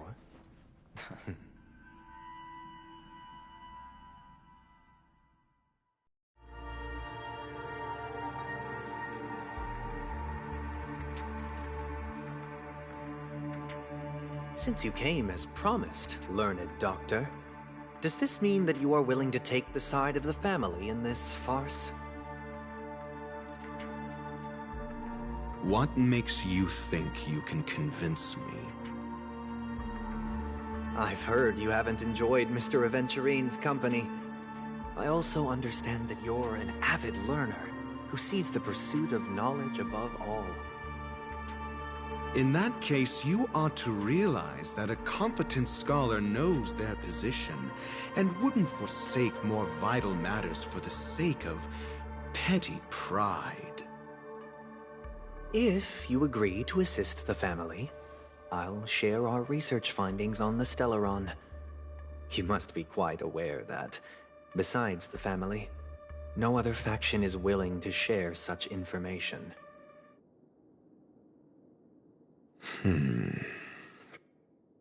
Cut to the chase. What do you need from me? I need Mr. Aventurine's comprehensive plan.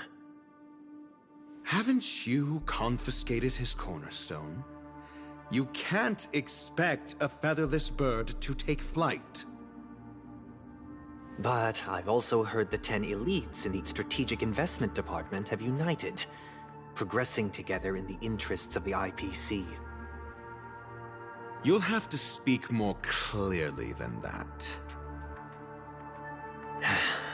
The cornerstone, which Mr. Aventurine surrendered. Was it really his?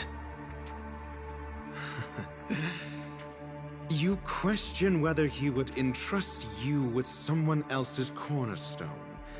The 10 Stonehearts aren't as united as you think. Cornerstones are significantly more precious to them than their very own lives. But you know that he's a crazed gambler. The more vocal he is about it, the more cautious I must be. I never imagined someone would share his way of thinking. Honestly, you should see a shrink. Bring it. The box containing the cornerstone is unique, and only IPC senior staff and related members can access it.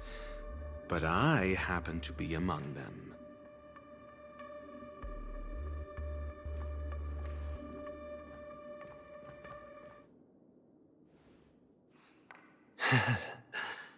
I appreciate it.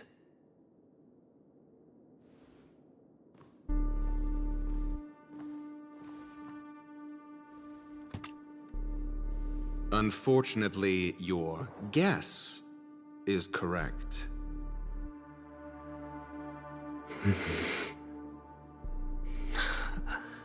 The golden stone. Its color and glow are similar to that of Klepoth's body. This is the very ruse he intends to use to fool you. He won't reveal to you that the 10 Stonehearts chisel their own will into the cornerstones, granting them an unparalleled radiance. And this golden statue is also known as Topaz, not Adventurine, and it belongs to Topaz. So, do you wish to confront him? Not at the moment. I'm more interested to know the location of his cornerstone. The safest place somewhere you'd never think of. Because he never intended to hide it. In fact, that cornerstone has been in your hands from the very beginning.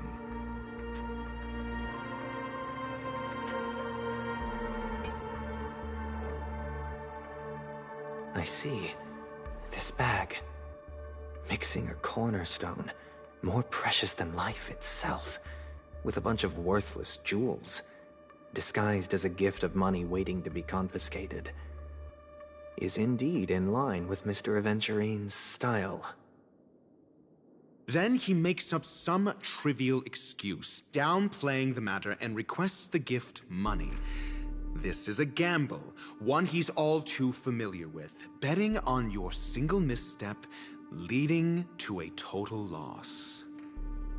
Learned Doctor, I am grateful for your help. The family will surely reward a righteous person like you. As for the villain, I hope he retreats in humiliation. It was all thanks to your friend with a keen eye that I could add a blot of utter failure to your storied career. Ratio, you wretch. Finally shown your true colors, huh? Oh, and just to remind you, you currently only have 17 system hours left to live. Treasure your remaining time, and savor the delectable aftertaste of defeat. You might as well explain yourself a little more clearly. What I performed on you just now was the Harmony's consecration. You were to show allegiance beneath the illumination of their grace. Yet you acted willfully, uttering nothing but falsehoods, transforming the consecration into a trial.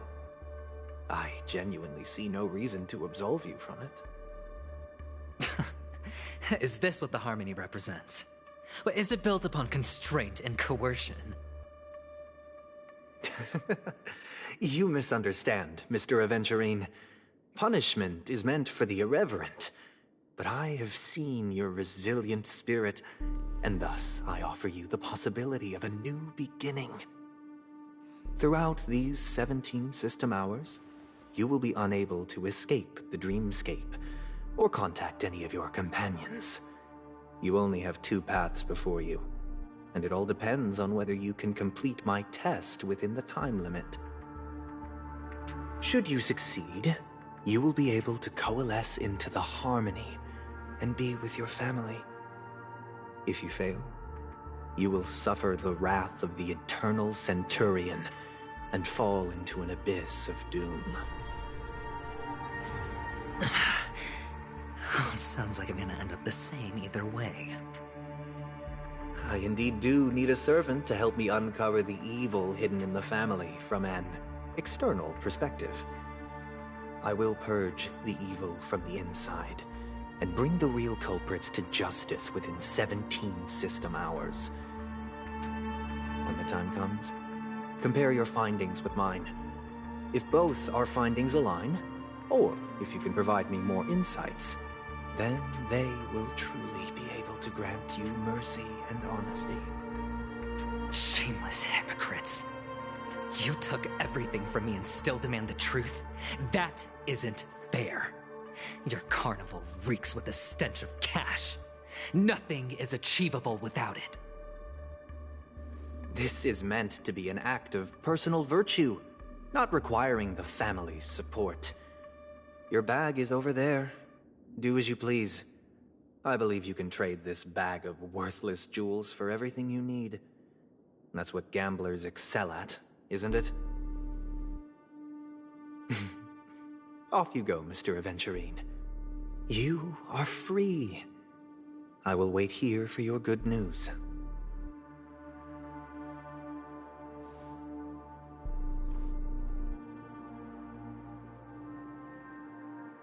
This meeting isn't an interrogation or a negotiation. It's an outright execution. Why would I do that, Mr. Aventurine? I'm just wondering what a passerby who stumbled upon a scene of a murder could have found out. That's all. By the way, before you go, I have a personal question. What is it now? Do you truly wish to bring about the destruction of this world?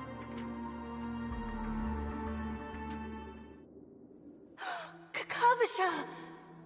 Where did you go? Oh, are you injured? I got it back, sister. You went to look for them?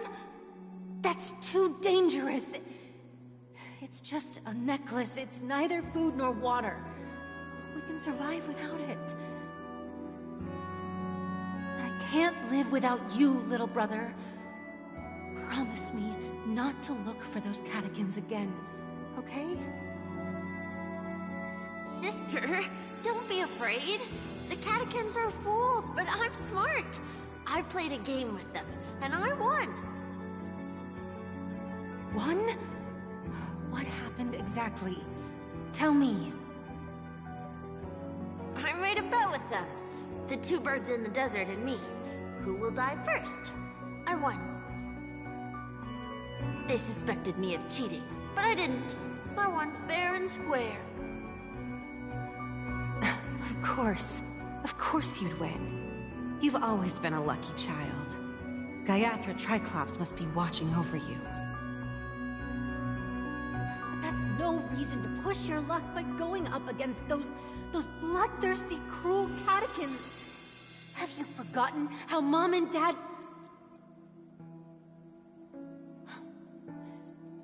Look, this is just a necklace. But Kakavasha, you are my only family.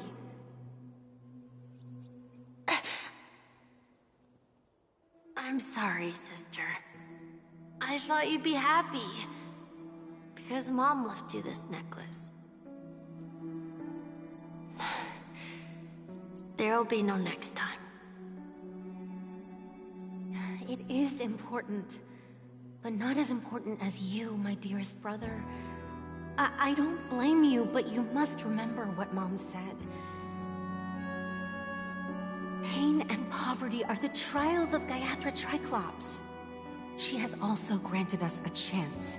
And that's your good luck, Kakavasha. Your good luck is the most precious wealth we, all Avgin, have. You're a child blessed by Gayathra Triclops and can lead the clan to happiness. So always remember to protect yourself and never resent the pain and poverty you're going through, all right?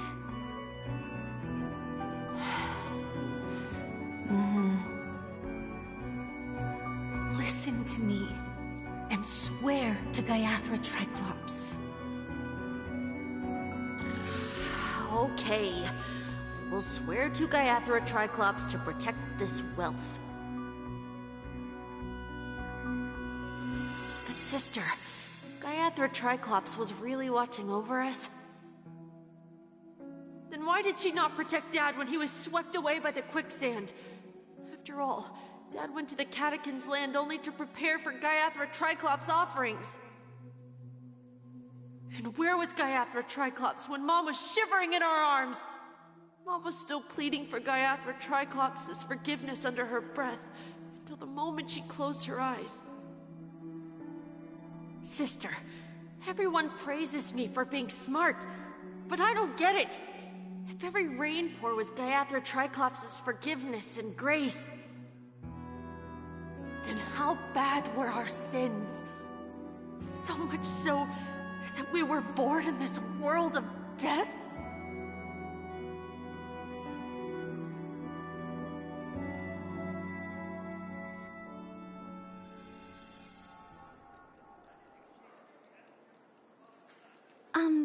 Excuse me. I can't seem to find any information on this artist in the Iris family archives. The photo you provided also doesn't show any matches. Just as I thought. I'd like to ask, what kind of traces do people leave when they enter a dream? Are you referring to the records when you enter the dream pool? The equipment will monitor physiological indicators, such as heart rate, blood oxygen levels, and body temperature in real time. This data will be included in statistics and handed over to the family for the screening of any data anomalies. Immediate action will be taken once any illegal behavior is detected.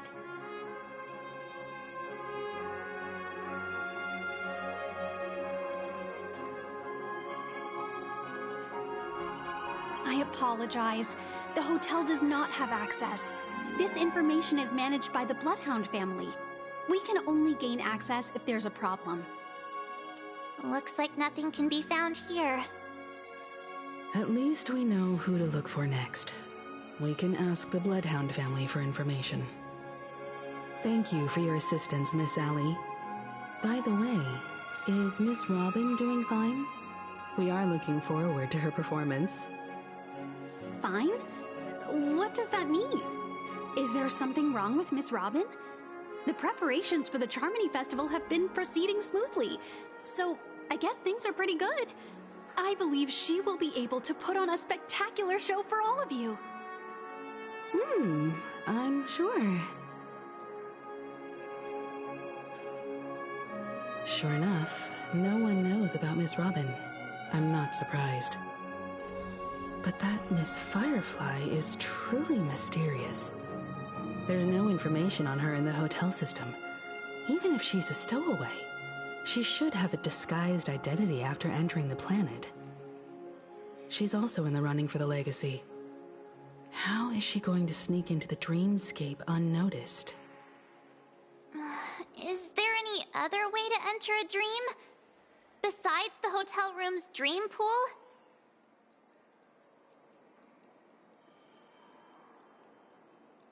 The Memo Keepers have abilities that are difficult for normal people to comprehend. In the memory zone of Penacony, they thrive effortlessly, a fact proven to us by Black Swan. The hacker girl from the Stellaron Hunters used extraordinary means to unlock the Dreamscape Hotel's seal. According to the scene witnessed by her, it is likely that they are behind Miss Firefly's case. The Garden of Recollection and the Stellaron Hunters. Both are possible, but what about the IPC?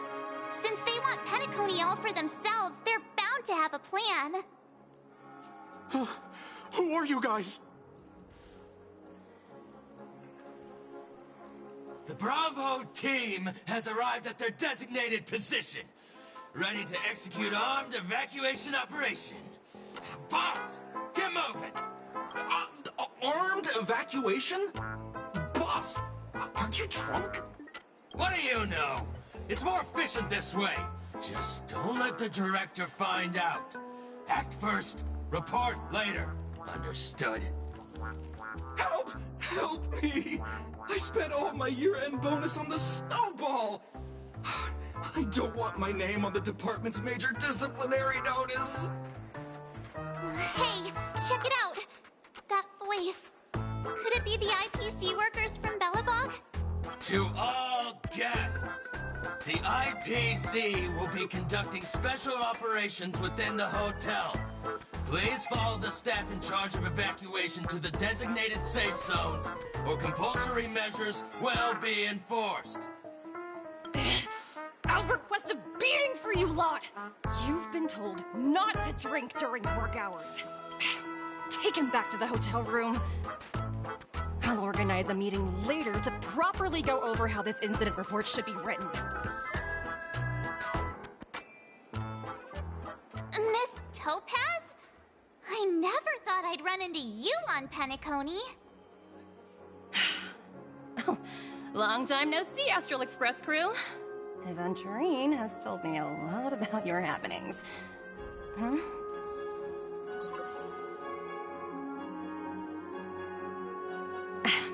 It's fine. Do as they ask, and try to avoid any conflicts with the family. Report to me before taking any action. Yes, all right. As you see, the IPC isn't very popular here on Penacony. Cordiality from the family is a mere facade. The former frontier prison has turned around and cuffed its shackles on the IPC staff now. Only Aventurine, who carries an invitation, is allowed to attend the banquet. An entourage like us, we can only sit around in the reality hotel, unauthorized to even enter dreams. No wonder Aventurine's scrambling to partner up with someone. The IPC can't back him up in the dreamscape. His situation isn't optimistic, I hear. You're all helping to investigate some dirt on the family, are you not? Let me know if you need anything outside the dreamscape. The IPC always treats its partners well. Thank you, Miss Topaz. We're on our way to the Hounds to verify some intel. Perhaps you've had dealings with them? Yep. They're tailing us right now. Why not go and talk to them? It'll take the spotlight off me. Being constantly stared at is really uncomfortable.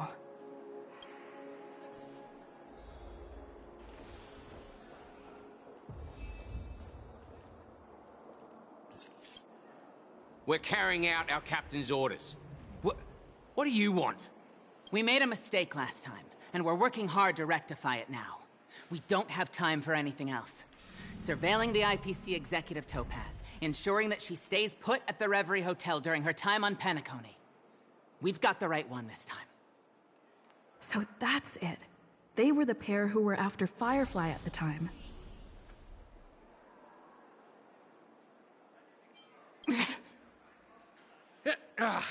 It's you again. Back for more trouble?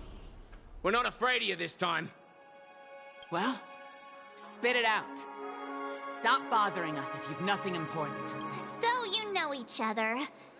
Why do you keep running into people you've beaten up before?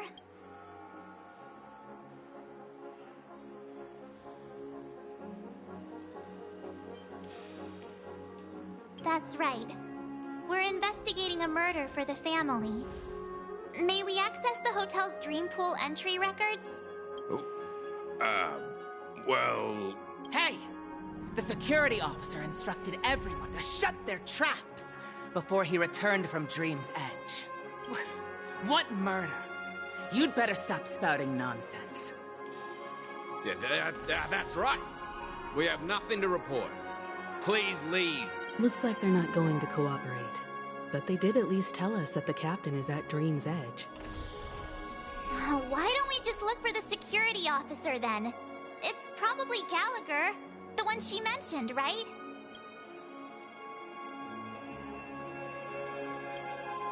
How does it feel to be in business with Aventurine? I bet you're not used to it. That's just his style. All or nothing is his mantra. He's always cozying up to his clients while egging them on to undertake some dangerous assignment with him. But everyone has their merits, so I won't comment further. But Aventurine's luck has always been good. He's always closed all his cases without a hitch, and basically never lost a gamble. Which is why, on the issue of retaking Penacony, I'm watching with keen interest.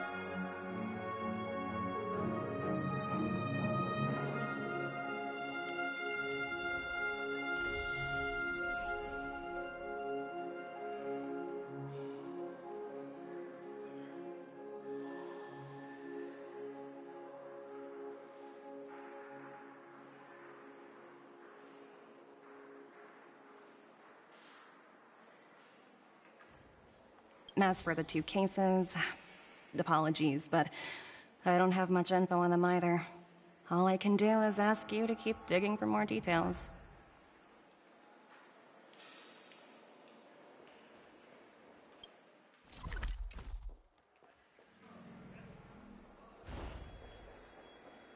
What? Face recognition failed, you lousy robot.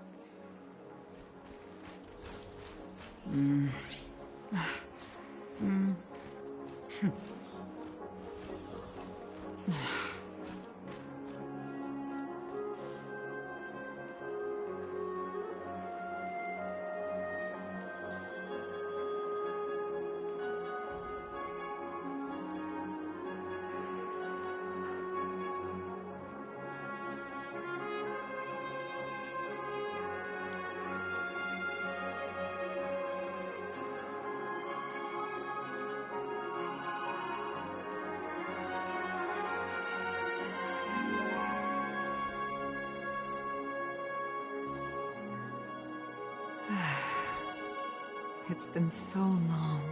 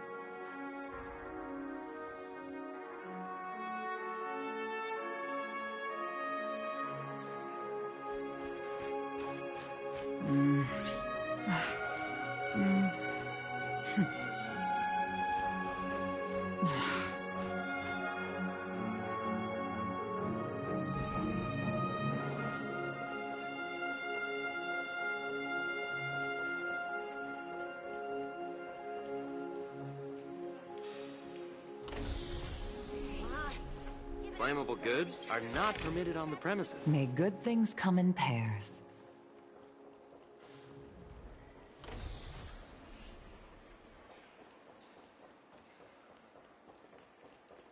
My phone clearly shows book a stay on credit.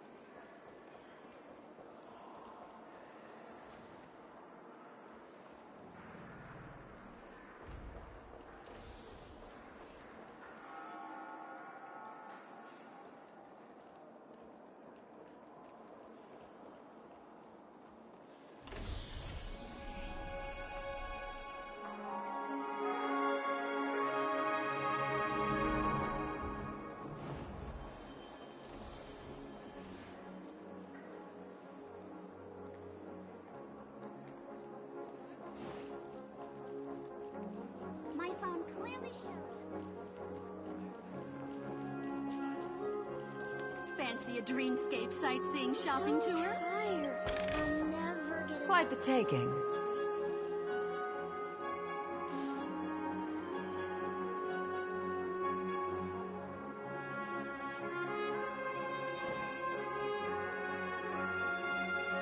You can actually book a stay on. Why is there a record of your stay?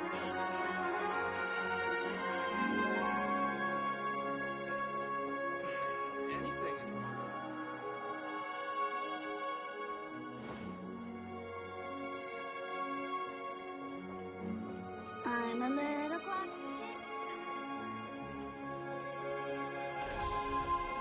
Face recognition.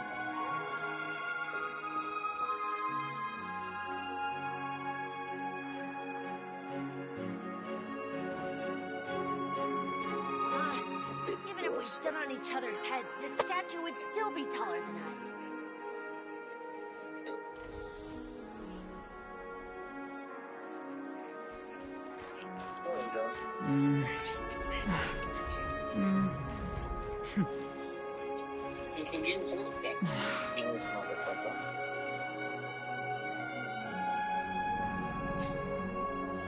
Story's great. I'm gonna tell you all about it, brother. Just kidding.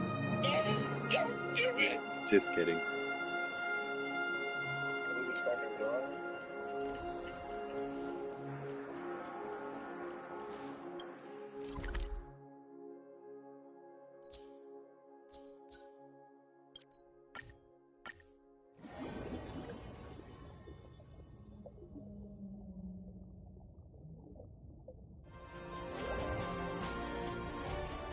Another busy day ahead of us?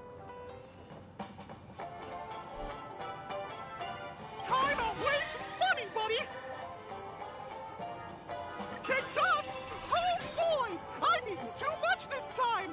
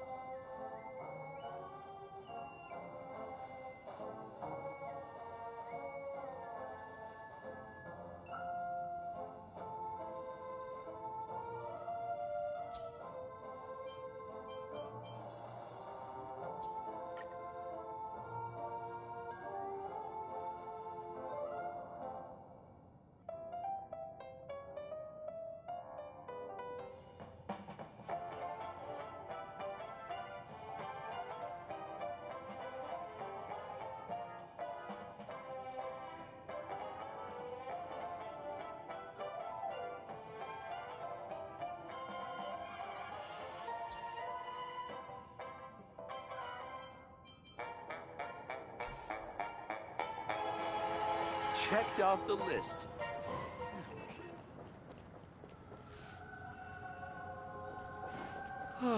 My dream right before me.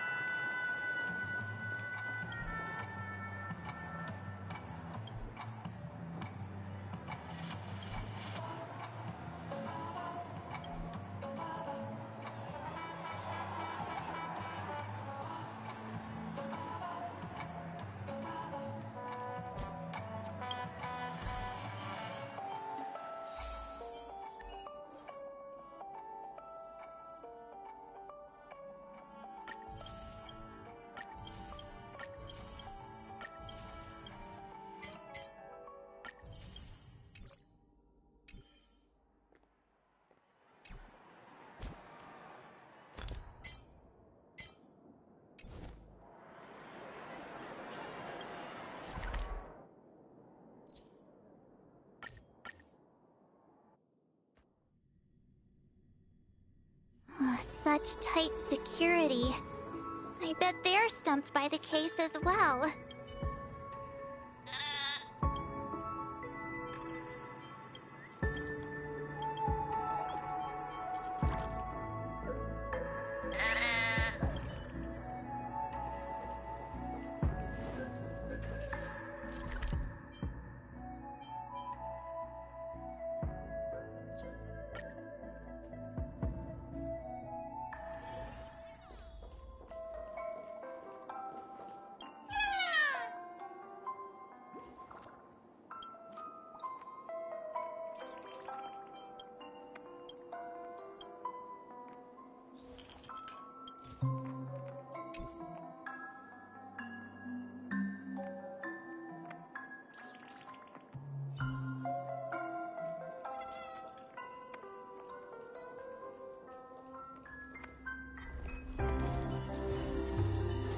Stream forth, gleam of old blades.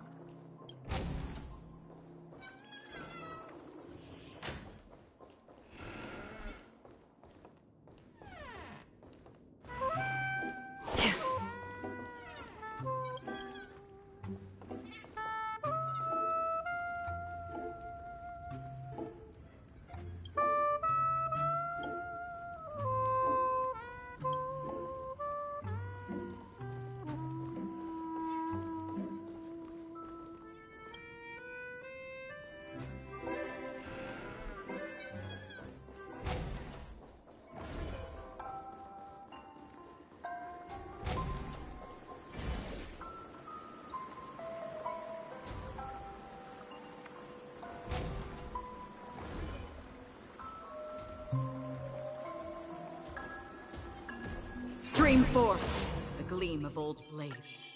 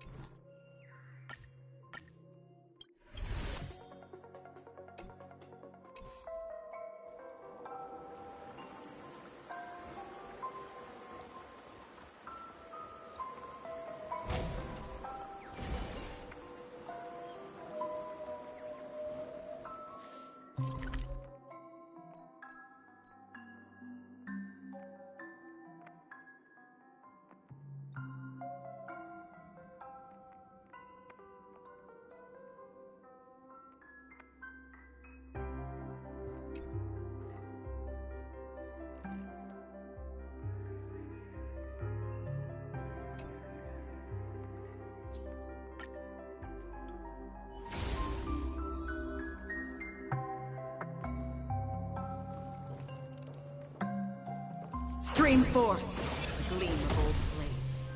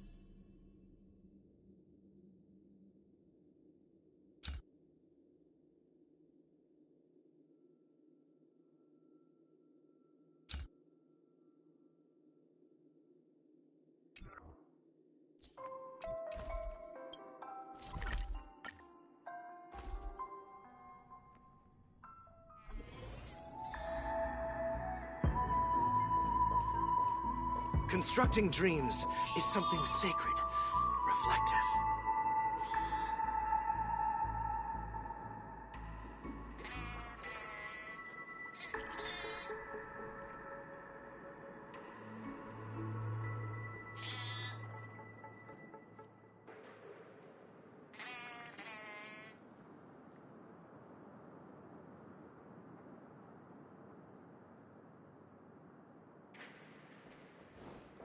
Just as... Apologies. The Bloodhound family is running an investigation up ahead. No unauthorized personnel allowed.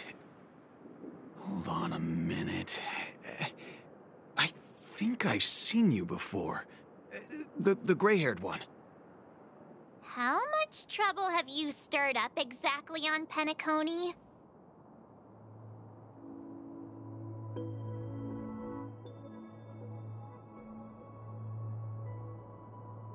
Not possible. It was you the last time, yelling about some clockwork friendship while beating me up with that silver-haired girl.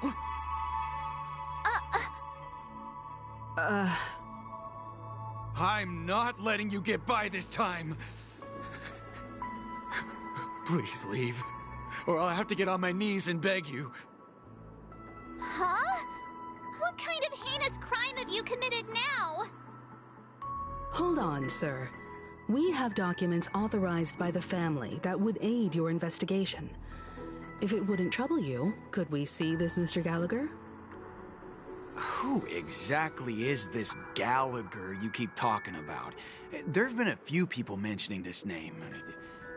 Even the one with the gray hair. He didn't send you all here? It was the security officer who dispatched us. That's all I can divulge. He'll do! He's the one we've been looking for! Sorry, no can do.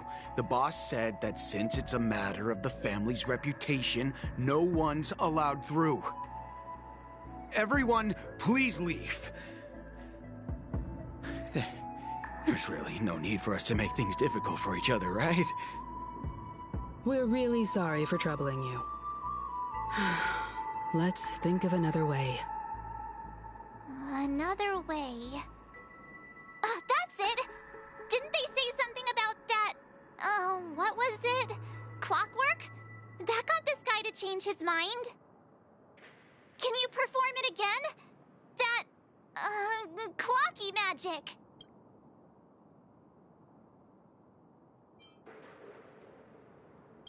It's not bad if we're resolving a misunderstanding. Please?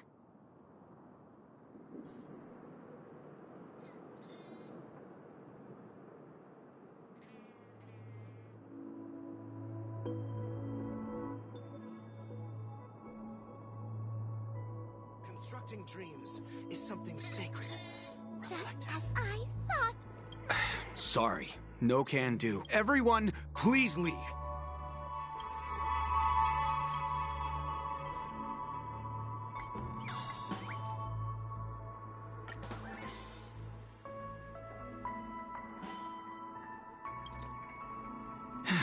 Let me see what time it is now. Whoa!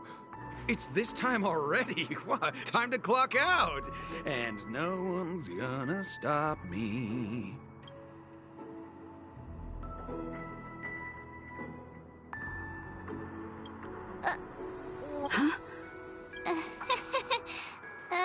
This clockwork trick of yours, it's kinda dangerous.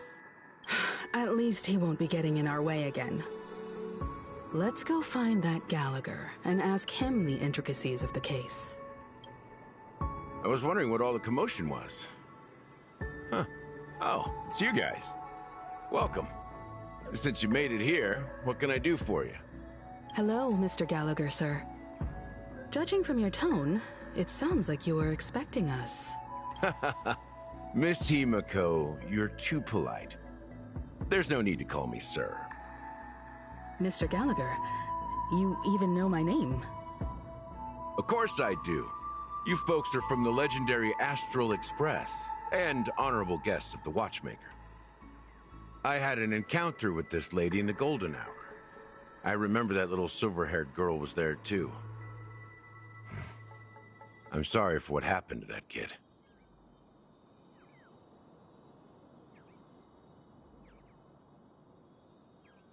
This is also the reason why we've come to visit you, Mr. Gallagher. The Express can't just overlook the death of that child. So we've decided to help the family get to the bottom of it, in the hopes of getting justice for her. The Nameless involved with the family. What an unpredictable twist of fate. Why? What's wrong with the family? It's nothing. On Penacony, everyone loves the family. No matter how much one resists the beautiful dream, when the time comes, they too will find it hard to let go. Who wants to leave a warm nest? Just idiots, little kids, and inebriated fools. Mr. Gallagher seems to be getting at something. But you got it wrong. I'm not. You want to discuss the case? Sure, come with me. This is not a good place to talk. Let's go elsewhere.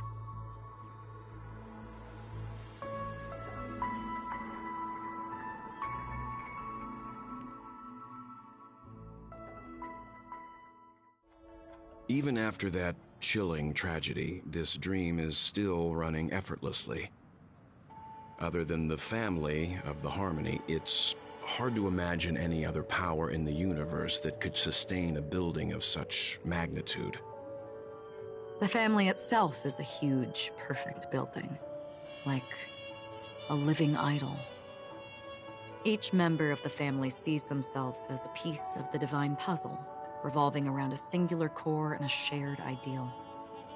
Under their command, they loyally fulfill their roles, offering themselves while also receiving sustenance in return. Interesting analogy. Perhaps that's why Penacony's beautiful dream has persisted for so long. But the human body has its limits, and so does the Divine's. That doesn't sound like the kind of comment a Galaxy Ranger would make. Just pointing out the facts. Mr. Yang will definitely have a better sense of what's going on than I do. Why do you say that, Miss Ackeron? The beautiful dream is crumbling. But not because of a particular eon, a particular faction, or a particular visitor. Its collapse stems from a certain inevitability of human nature. The family refuses to acknowledge this, and it has ultimately backfired and become a catalyst. As people immerse their souls in the dreamscape, where consequences and pain cease to exist, and only ease and pleasure prevail, they draw closer and closer to necrosis. Regardless of the perceived bliss, death looms as the inevitable conclusion. Also, this necrosis will diffuse and spread. One piece of the puzzle's mutation will eventually cause the entire building to shake, break, and crumble. In the end, the dreams that people built in the name of freedom became the cage that imprisoned them. I'm sure you've gained a lot from this trip, Miss Ackeron. Are you willing to share your findings with me? Of course. That's if I remember.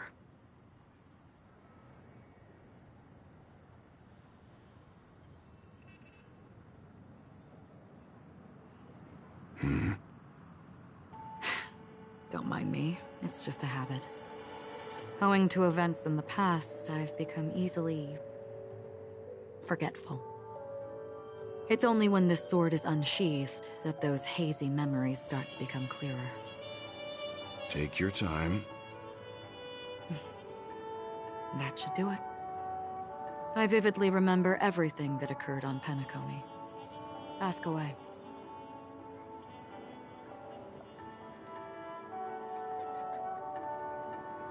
The moment of daybreak. I've heard that's where the Dawn Factory, which processes the foundation of the dreamscape, is located. Behind the dreamscape's song and dance stand many imagination factories. Workers create all kinds of whimsical works day in and day out in their dreams, Then they return to reality and sleep on a narrow bed in a room. A far cry from luxury. They say it will suffice.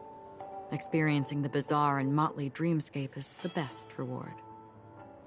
There I encountered a young woman who had just come of age. The perfect time to indulge in beautiful dreams. Her greatest wish was to one day move to the golden hour and see the magnificent garments she had woven with her own hands. For certain reasons, her wish was difficult to fulfill. But I managed to bring her a garment.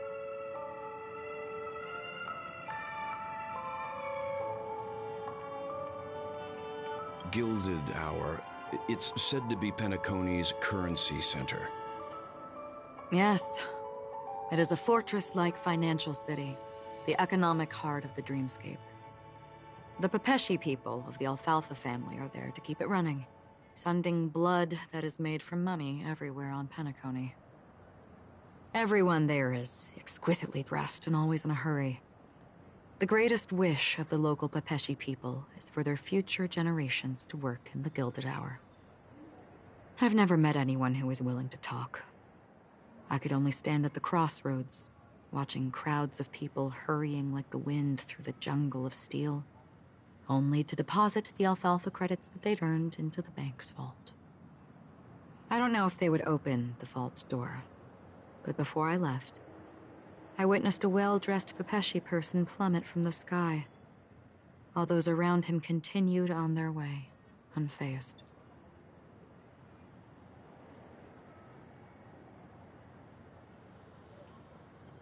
I hear the Blue Hour is very romantic.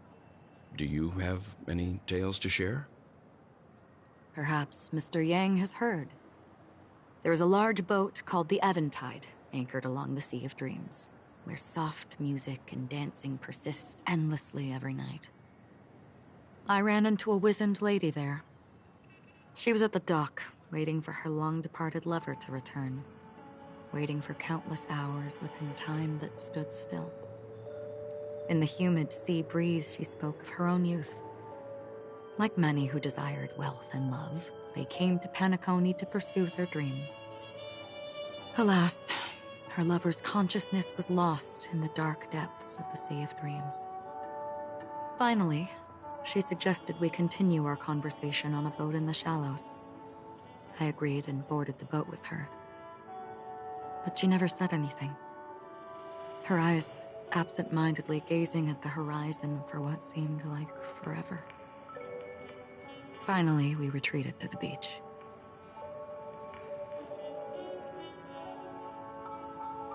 The dreamscape of chic, luxury, and consumerism, the moment of dusk. My companions have been there too. Then you all must have seen those who are attempting to realize their dreams. Or have realized them.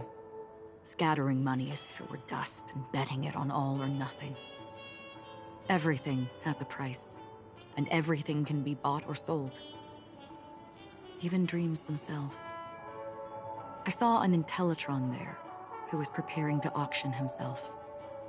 When someone wins a bid under stipulated periods and rules, he would do the buyer's every bidding, becoming that person's very possession. That Intellitron had been auctioned off 12 times, and I participated in his 13th. That was the grandest banquet I had ever attended. But never again did anyone cast another glance at him. This time around, there were no successful bids for him.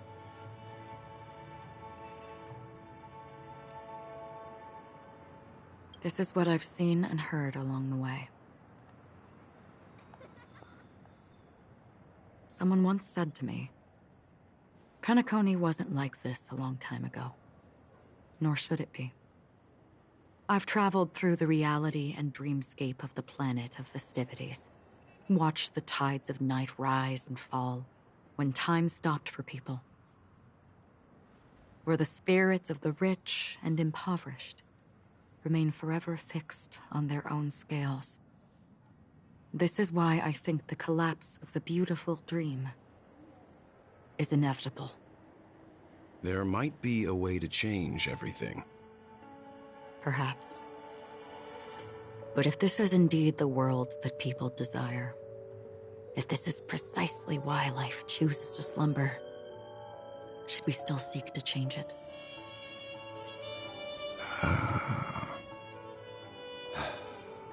Miss Ackeron, now it's my turn to share a story with you. There was a man from my homeland who, at a time when the world was grappling with deep, unhealable pain, made a choice. He wove together the dreams of everyone in the world, linking people's dreamscapes, and shouldered this burden himself. From this, he created a giant, a spiritual atom. And since that moment, the giant stood between heaven and earth, becoming the pillar of the world's existence. As a price, those who found it hard to move forward, who could not advance, forever lost their future. They slumbered in a dream, devoid of disaster and pain, living out their days peacefully in the man's created utopia. And it is because of the wishes of those people who wished not to awaken that this spiritual atom became unbreakable. And yet, you stand here right now, which also means that man failed. Because people must always move towards the future. Even if human weaknesses make them pause when they truly cannot move forward, humanity will eventually seek a way to save itself.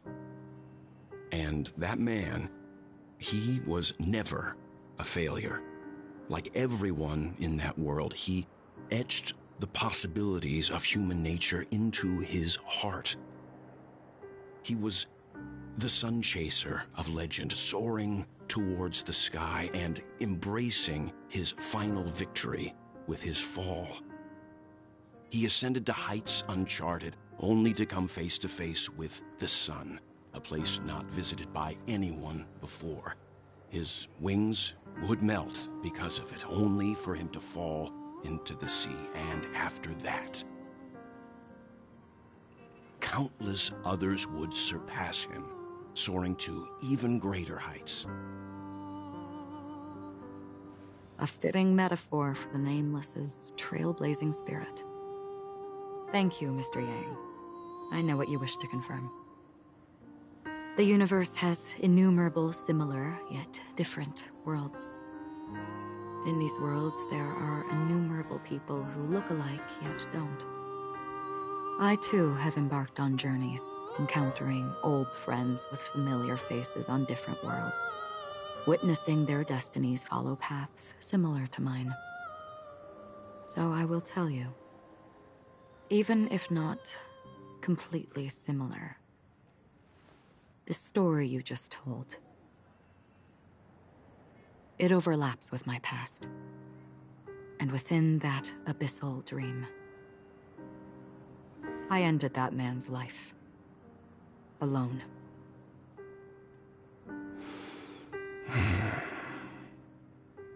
I am not who you think I am.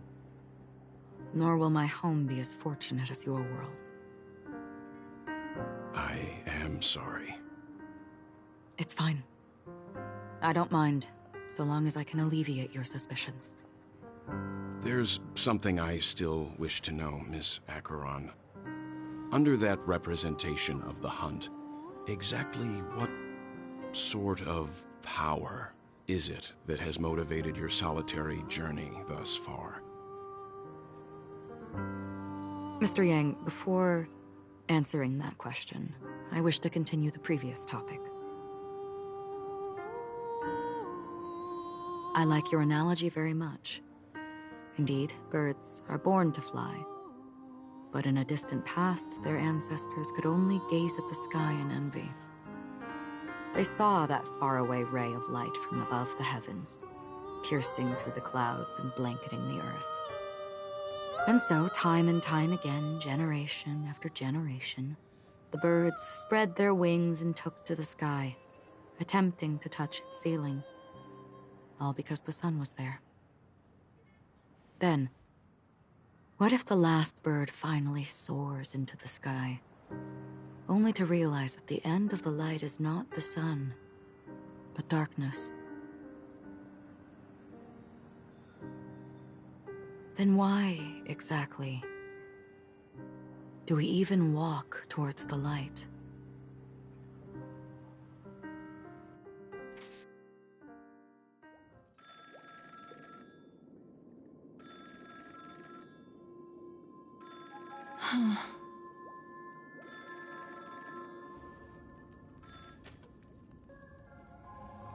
Long time no see. Having fun on Penacony? Ackeron? This voice, it's not Constance. Could it be her companion? Though I don't know exactly what you are, or what you're up to, my bullets will find you. Until then, you best find a casket store on Penacony and ask the owner to reserve a good quality casket for you, imposter. Imposter? I see. She gave my whereabouts to someone who's tracking Ackeron too. Who are you? Huh? Did I make a mistake? Who the heck are you? I'm the Garden of Recollection's memo keeper. Not bad. This is the kind of tough challenge I like. You that imposter's bodyguard? Never mind. It's fine. I'll leave a round for you. So get that forehead clean and wait for me. I don't know what you're talking about, but you know Ackeron, the Galaxy Ranger, yes? I have something to ask you. Are you asking me to write your will? Sure. Go ahead. Not quite. I only want to ask, how exactly did she become a Galaxy Ranger? She's clearly not a pathstrider of the Hunt, but you are, aren't you? Tell me, what's Ackeron's deal? Sure. Heck, never thought I'd come across an ally. What a stroke of luck. Oh, well. I'll be on Penacony soon. Memo Keeper, go buy a bottle of Asdana's White Oak and warm it up. And I'll raise a glass to you. That lady's passed. Well, nobody knows. But if all you want is a simple answer, sure, you best get a chair and take a seat. That woman, named Ackeron, is an emanator who should not exist.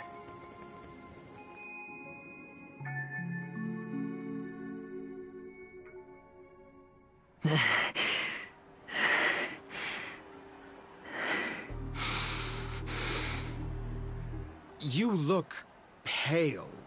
Or is that also part of your act? I didn't think you'd have the nerve to show yourself. I thought this was exactly what you wanted. After all, I faithfully fulfilled my duties as you instructed. Just tell me if you can't hold on any longer. So, the genius of the Council of Mundanites wants to be my Undertaker now. My, what an honor. Yes, and I'm pretty sure the people at the Strategic Investment Department would love to be notified of your death in due time. But let's not forget, you won't be seeing them, because I'm the manager of this task. Great.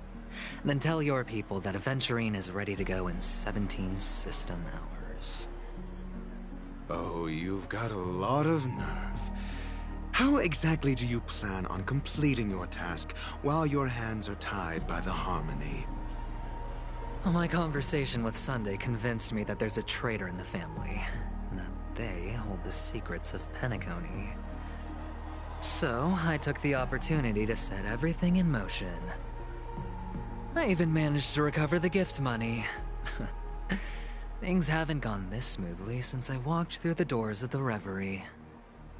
Now I'm only one step away from victory. Let's just wait and see. Sounds like a very elaborate way of saying that you failed. That's all I can say. Have you forgotten, Doctor? You betrayed me. Go. Do what you must. I look forward to the sight of the IPC fleet surrounding Penacony. You've achieved what you desired, haven't you? That's true, but what's your plan? Did you conceal an orbital support beacon in that gift money bag? Well, who knows? Maybe that's why I'm handing out cash even when I'm about to bite the dust. You are indeed a gambler. An insane one at that. Well, maybe I am. Who knows? Fine. Here, take this. Open it when you're on your last legs. You'll thank me. What's this? Medical advice?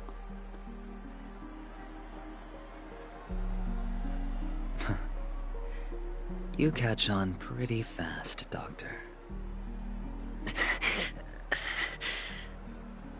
Asking me to solve a case without giving a single clue. How typical of you, you wing-headed scoundrel. But the way you're all on edge about that stowaway, it's just as I guessed it would be. As for now, let the rain of wealth from the IPC fall evenly on everyone.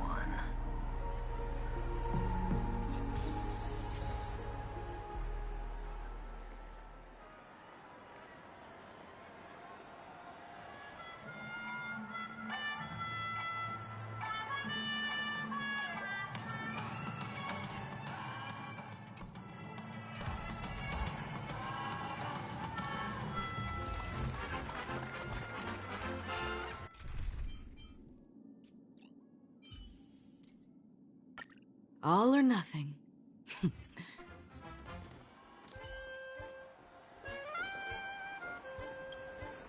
Would you be willing to support my performance? And keep the Song of Beauty alive in the cosmos?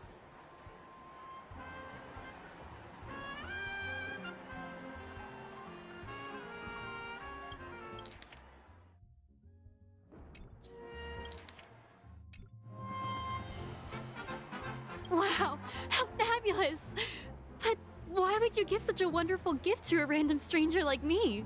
Well, you see, I can't bear to see anyone in this sweet dream suffering from poverty.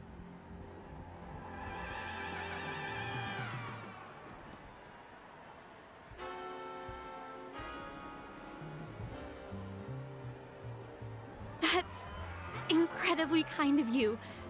Thank you so much, sir. If you ever get the chance, please, feel free to come by and indulge in my singing. Sure thing. Oh, by the way, do you happen to know anything interesting about death? Death? That's a pretty scary topic, and it doesn't really match the mood of this sweet dream. Oh, you see, I'm a tabloid reporter collecting ghost stories in Penacony. As you know, the more chilling the stories, the more attention they get. Maybe you could help me out. Well, if you're up for some gossip, it's not about death, but there have been some rumors about a guest at the Reality Hotel who fell into a deep sleep and didn't wake up. It was like they were in some sort of coma. Nobody knows what caused it, but luckily the customer eventually regained consciousness. Well, all customers are under the protection of the family, after all.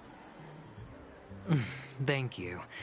This will make for a very juicy headline. May Cayde protect us? Unexplained coma. That's actually what happens to your body if your brain dies in a dream.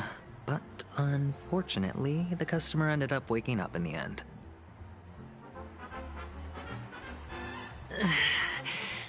I can feel something inside my head. Is the harmony starting to kick in?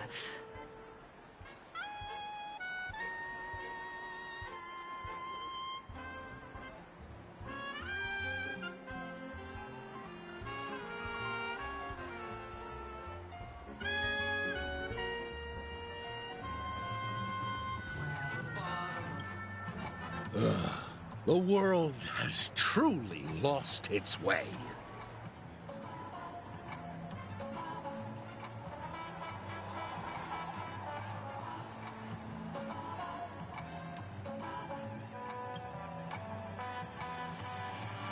You...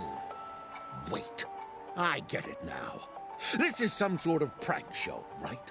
You must have some cameras set up around here to film yourself doing good deeds, right? You youngsters are always looking for a quick way to get an audience. But you know what? A truly great show never comes easy. Oh, a great show will start soon, old man. But before that, I need to ask you something. Do you know where I can find death in this dream? Ah, I see. Another fearless youngster looking for death, huh? Well, let me give you a piece of advice. Don't think you're the first one who's ever thought of that idea. Death? Not even remotely innovative. I bought it from Dr. Edward. He claimed it was some exclusive fancy schmancy stuff. Oh, what a disappointment. The effects were awful. First, some monster covered in eyes stabs you in the gut, and then all you see are blurry glimpses of buildings and lights. The sky was spinning so fast it almost made me puke. Is that all? Yeah, what else can you expect? Don't put too much stock in the Penacony movie industry.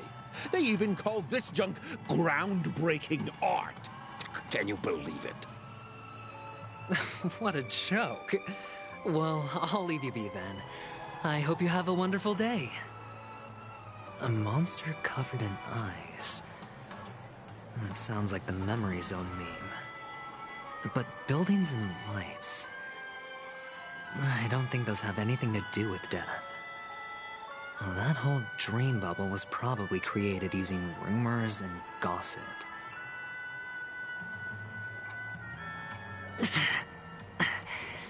The disturbing voice in my head. It's getting closer.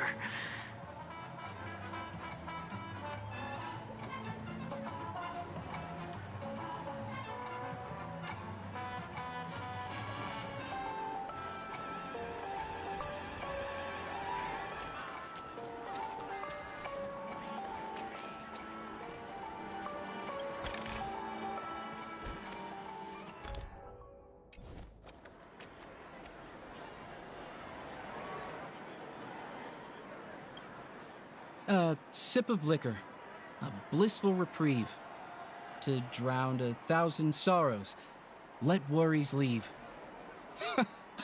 I know I have what it takes to become a poet.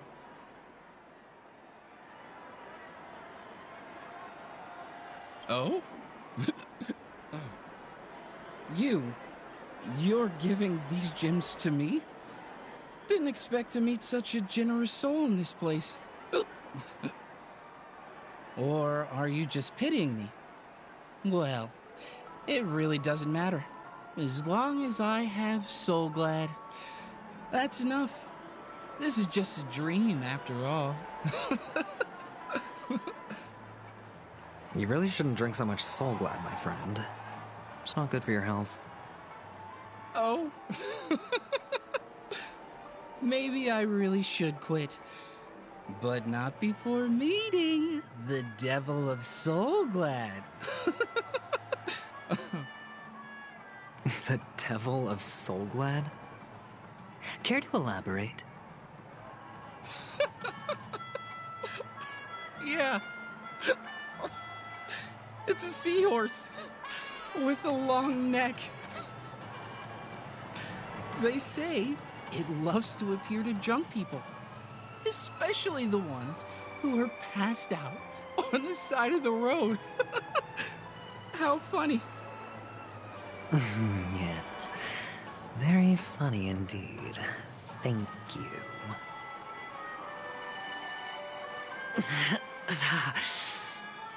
Does everyone have to go through so much torment before joining the family? Darn it. Now I just want to dig out my brain and use it as evidence. Take care, my friend. If you ever find yourself in danger, remember that the hounds are always ready to help.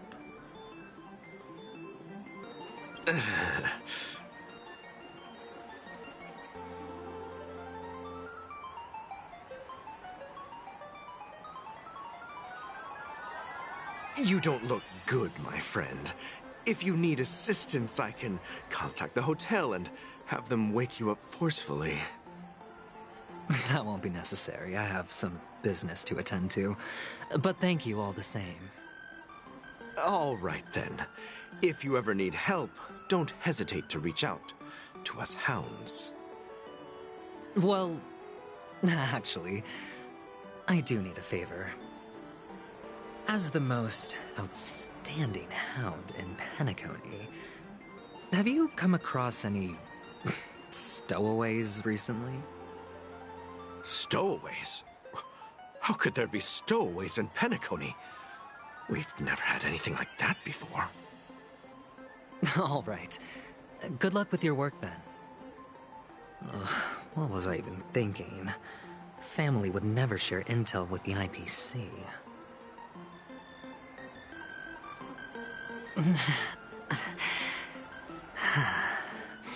Please, entertainment facilities.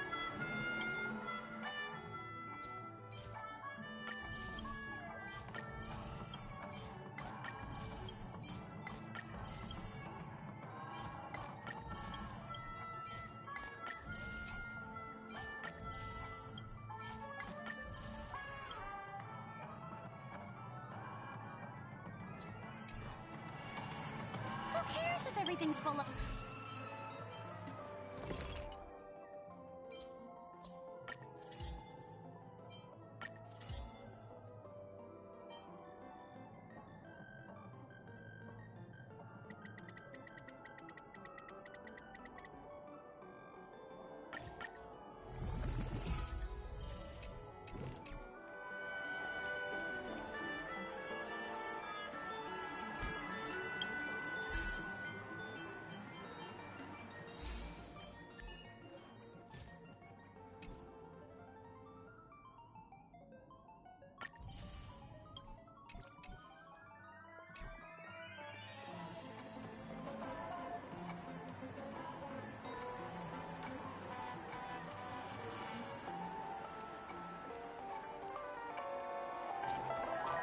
Please. The one.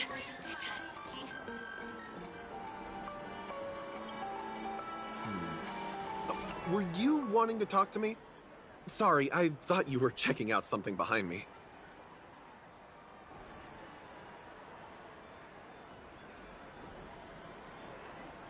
Is this a gift for me? Are you sure this isn't some kind of mistake? Yes, it's for you. Just take it. Is this for real? Someone is actually giving me a gift. Not for my parents, but for me. Thank you. Thank you so much. Oh, it's not much. I just want to ask you something. I knew it. What's on your mind? Are you trying to ask about my father or my mother? Neither. I just wanted to know if you've ever heard about death in the dreamscape. Oh, you sound just like my father. Always warning me about danger, even in dreams. He's an Intellitron, so his dream entry methods are different from us organics. Can't count on him to protect me if something does go haywire. Funny, right now I'm still under his protection. How ironic. Hey, stay positive. Gold will always shine one day, right?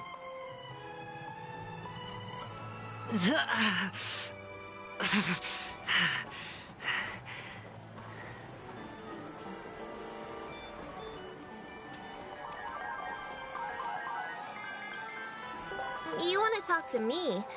Sure, but nothing too sensitive, okay? Huh. Wealthy people have fancy ways to enjoy this dream. But to be honest, I've never seen anyone who gives out money to others like you. So, are you trying to be the prince from the tale, handing out his gold leaf garment and melting his lead heart in the fire? I'm flattered. I'm no prince, and I just thought these gems would help you speak. So, as an investigative reporter, maybe you've heard something about death? Ah, another curious soul. I see. Well, that was actually the topic I was most into when I entered the industry. But my boss shut it down. How did your boss talk you out of it? Well, she simply said, covering baseless urban legends like that would make us look like some third-rate tabloid. I thought about it, and she had a point.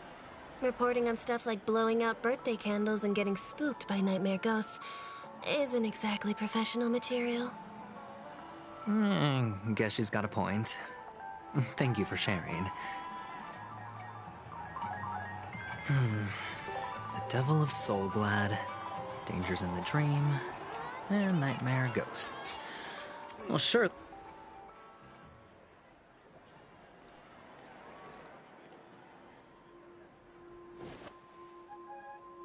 Remember what I said. You Sigonians are better off hiding in the sewers. Look at you, snooping around and sticking your nose everywhere. Is the smell of death so enticing, my fine fellow? Oh, it's you, masked fool.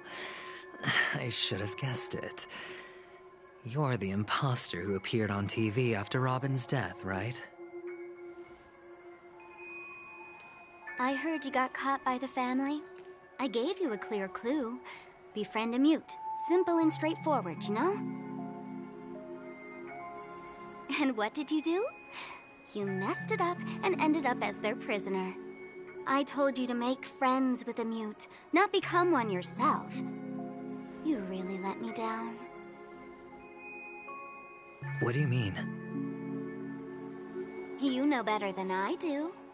Who watched the little songbird that couldn't sing perish right before their eyes? You did, Blondie. No, I mean... What did you mean by becoming one myself? Well, it means you'll soon end up like her, unable to speak ever again.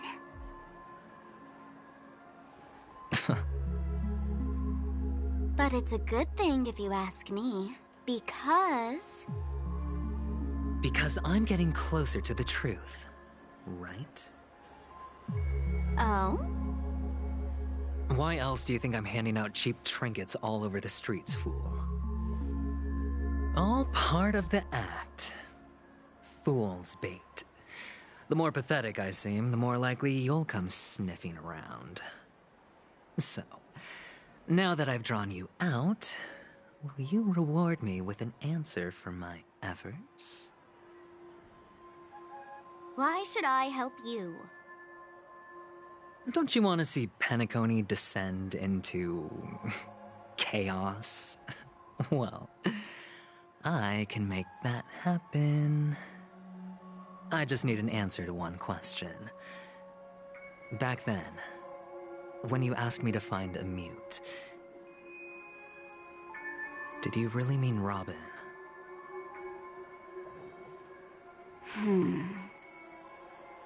And what if I say no? Then I'll thank you. Oh, the word no has never sounded so pleasing. Well done. I admit I underestimated you, but what difference would it make? Let me tell you something. There were 2 mutes, but one is dead now, and the other, though he's still in Penacony, I'm afraid you'll never find him again.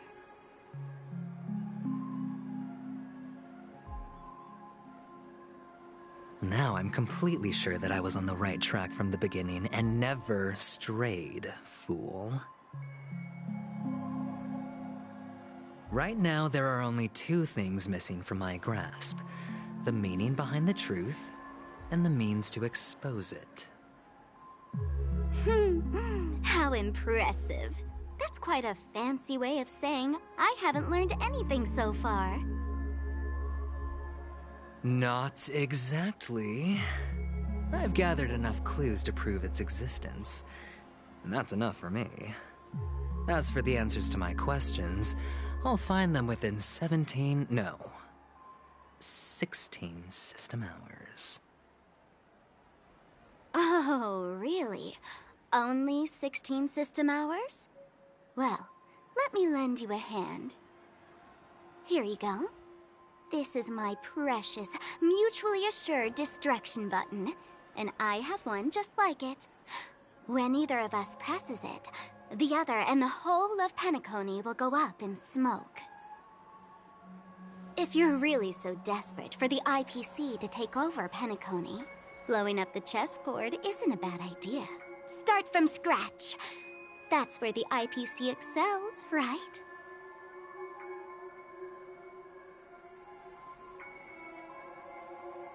Just press the button when you're at your wit's end. And of course, feel free to reach out to me for my hospice care, too. Oh, a deadly button, huh? Well, I guess the family didn't take your threat seriously at all. Otherwise, how on earth did you manage to bring it in here? I have my own ways. That's all you need to know. Well, I'm afraid I'll have to decline your offer. Who knows if your little gadget will actually work. By the way, I have no plans to search for the other mute friend you speak of, but it's good to hear that he's still here in Penacony. I'll handle the rest myself. I'll orchestrate a grand finale for the downfall of the family. And at the climax, the walls will crumble, people will wake up, and those who couldn't speak will find their voices again. When that time comes, go ahead, press the button, light up the sky with a magnificent fireworks display for me. Catch you later, fool. You're still talking big, but sure, if that happens, I'll stay true to my word. Just don't let me down now, okay?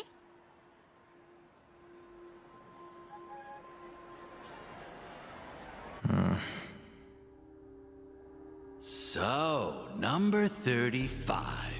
You're back. Like your new lucky charm? Can a commodity code really be considered a lucky charm? Silence! I didn't give you permission to speak, you Sigonian hound.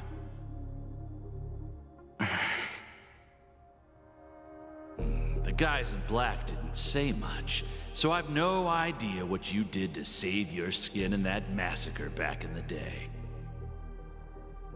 But I figured you must have had good luck, so I bought you. From now on, you and your good luck are my assets. Are we clear? Your first task is simple. In addition to you, I've purchased 34 other slaves. Go and play a game with them. You came out alive after 2 days. It proves that you are the real deal. You're insane. Testing out if you're a good product. Aren't you worried that the money you spent on me will go to waste? I've got stacks on stacks, Blondie. The slave market is never short of self-righteous brats like you. But you look good, and that's why many customers are betting their fortunes on a scrawny brat like you. So go along now, and don't let your master down.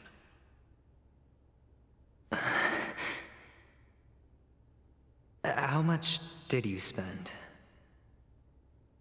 What? My price.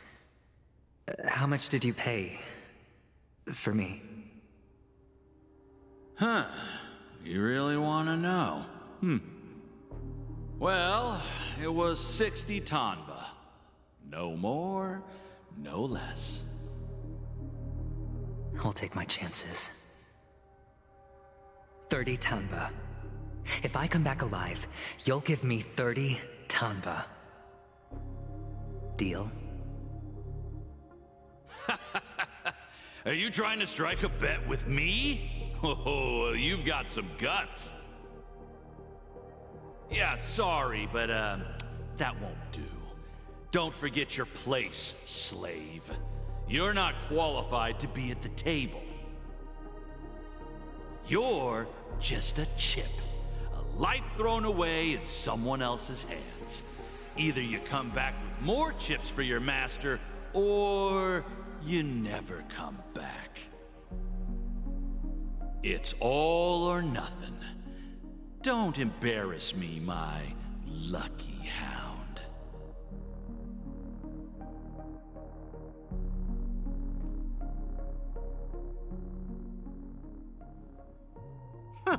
What brings you here, Gallagher? Some friends from the old days. Do you have a moment to spare, Siobhan? Oh, I have the whole day to spare. Ladies and gentlemen, welcome to Dream Jolt Hostelry. This bar offers a wide variety of drinks, but we draw the line at Soulglad. Why settle for ordinary when you can experience extraordinary? We're dedicated to serving up nothing but pure joy and laughter. What would you like to drink? I'll whip it up for you. Oh, look! A lady as cool as Serval!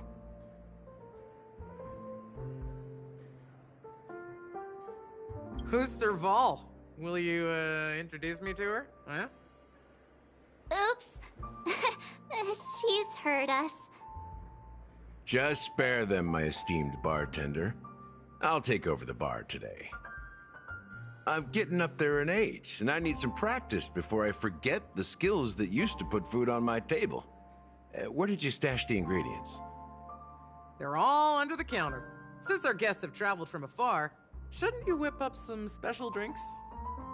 That's exactly what I had in mind. Hey, my friends, do me a favor. Go around the bar and bring me any ingredients you fancy. The discussion might take quite some time, so I'll prepare some customized, non-alcoholic drinks for you. In the bar? But aren't all the ingredients right there on the counter? Why, we're in a dream, my lovely lady. You can help yourself to anything if you wish for it. Comfort, hunger, confusion, or even boredom. It's all within reach, right at your fingertips. Oh, did you hear that? She just called me my lovely lady. Even in reality, mixing drinks is more than just throwing ingredients together. A bartender needs to capture the bar's atmosphere, master technique, and spin a tale of mystery and anticipation. Only then can a perfect drink crafted with a customer's life story be created. In other words, what you get from your drink is down to luck, so don't overthink it. Indecisiveness has no place when it comes to enjoyment.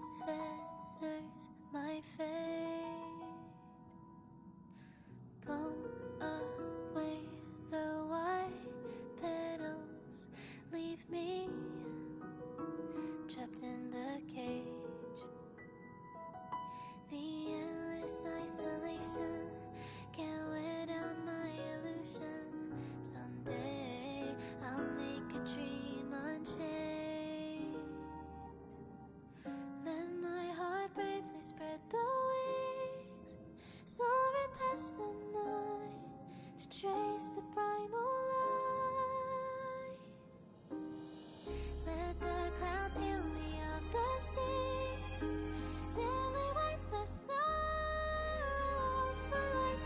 I dream.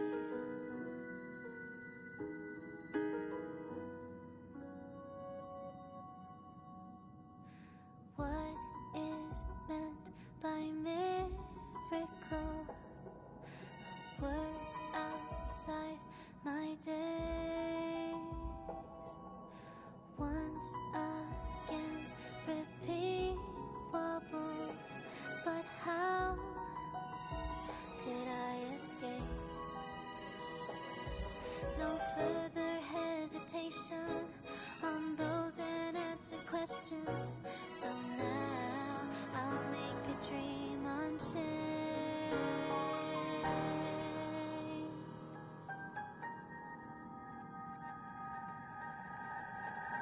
Let my heart bravely spread the wings, soaring past the night to trace the primal light.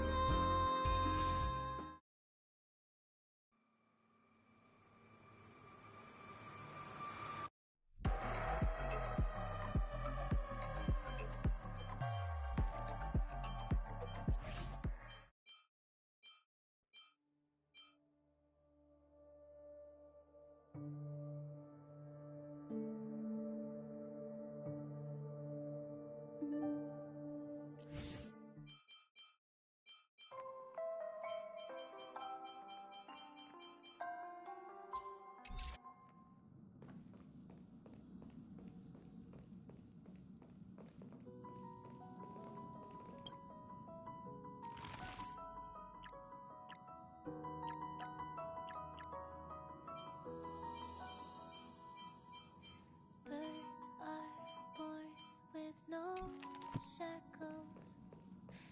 One fetters my fate. Is there anything you'd like to share with me? Blown away, the white petals leave me trapped in the cage. The endless isolation can't wear down my illusion. Someday I'll make a dream unchained. Let my heart bravely spread the wings, soaring past the night to trace the primal light. Let the clouds heal me of the stings, gently wipe the sun off my life. I dream.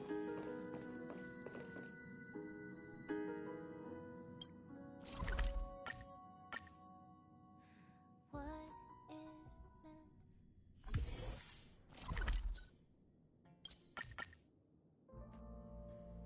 Alright, I'm gonna go watch the 1,000-Year Blood War. I started that, and Haven then, of memories. yeah, I'm liking Every it so far. touch, every moment. Like a long face, buddy! Cheer up!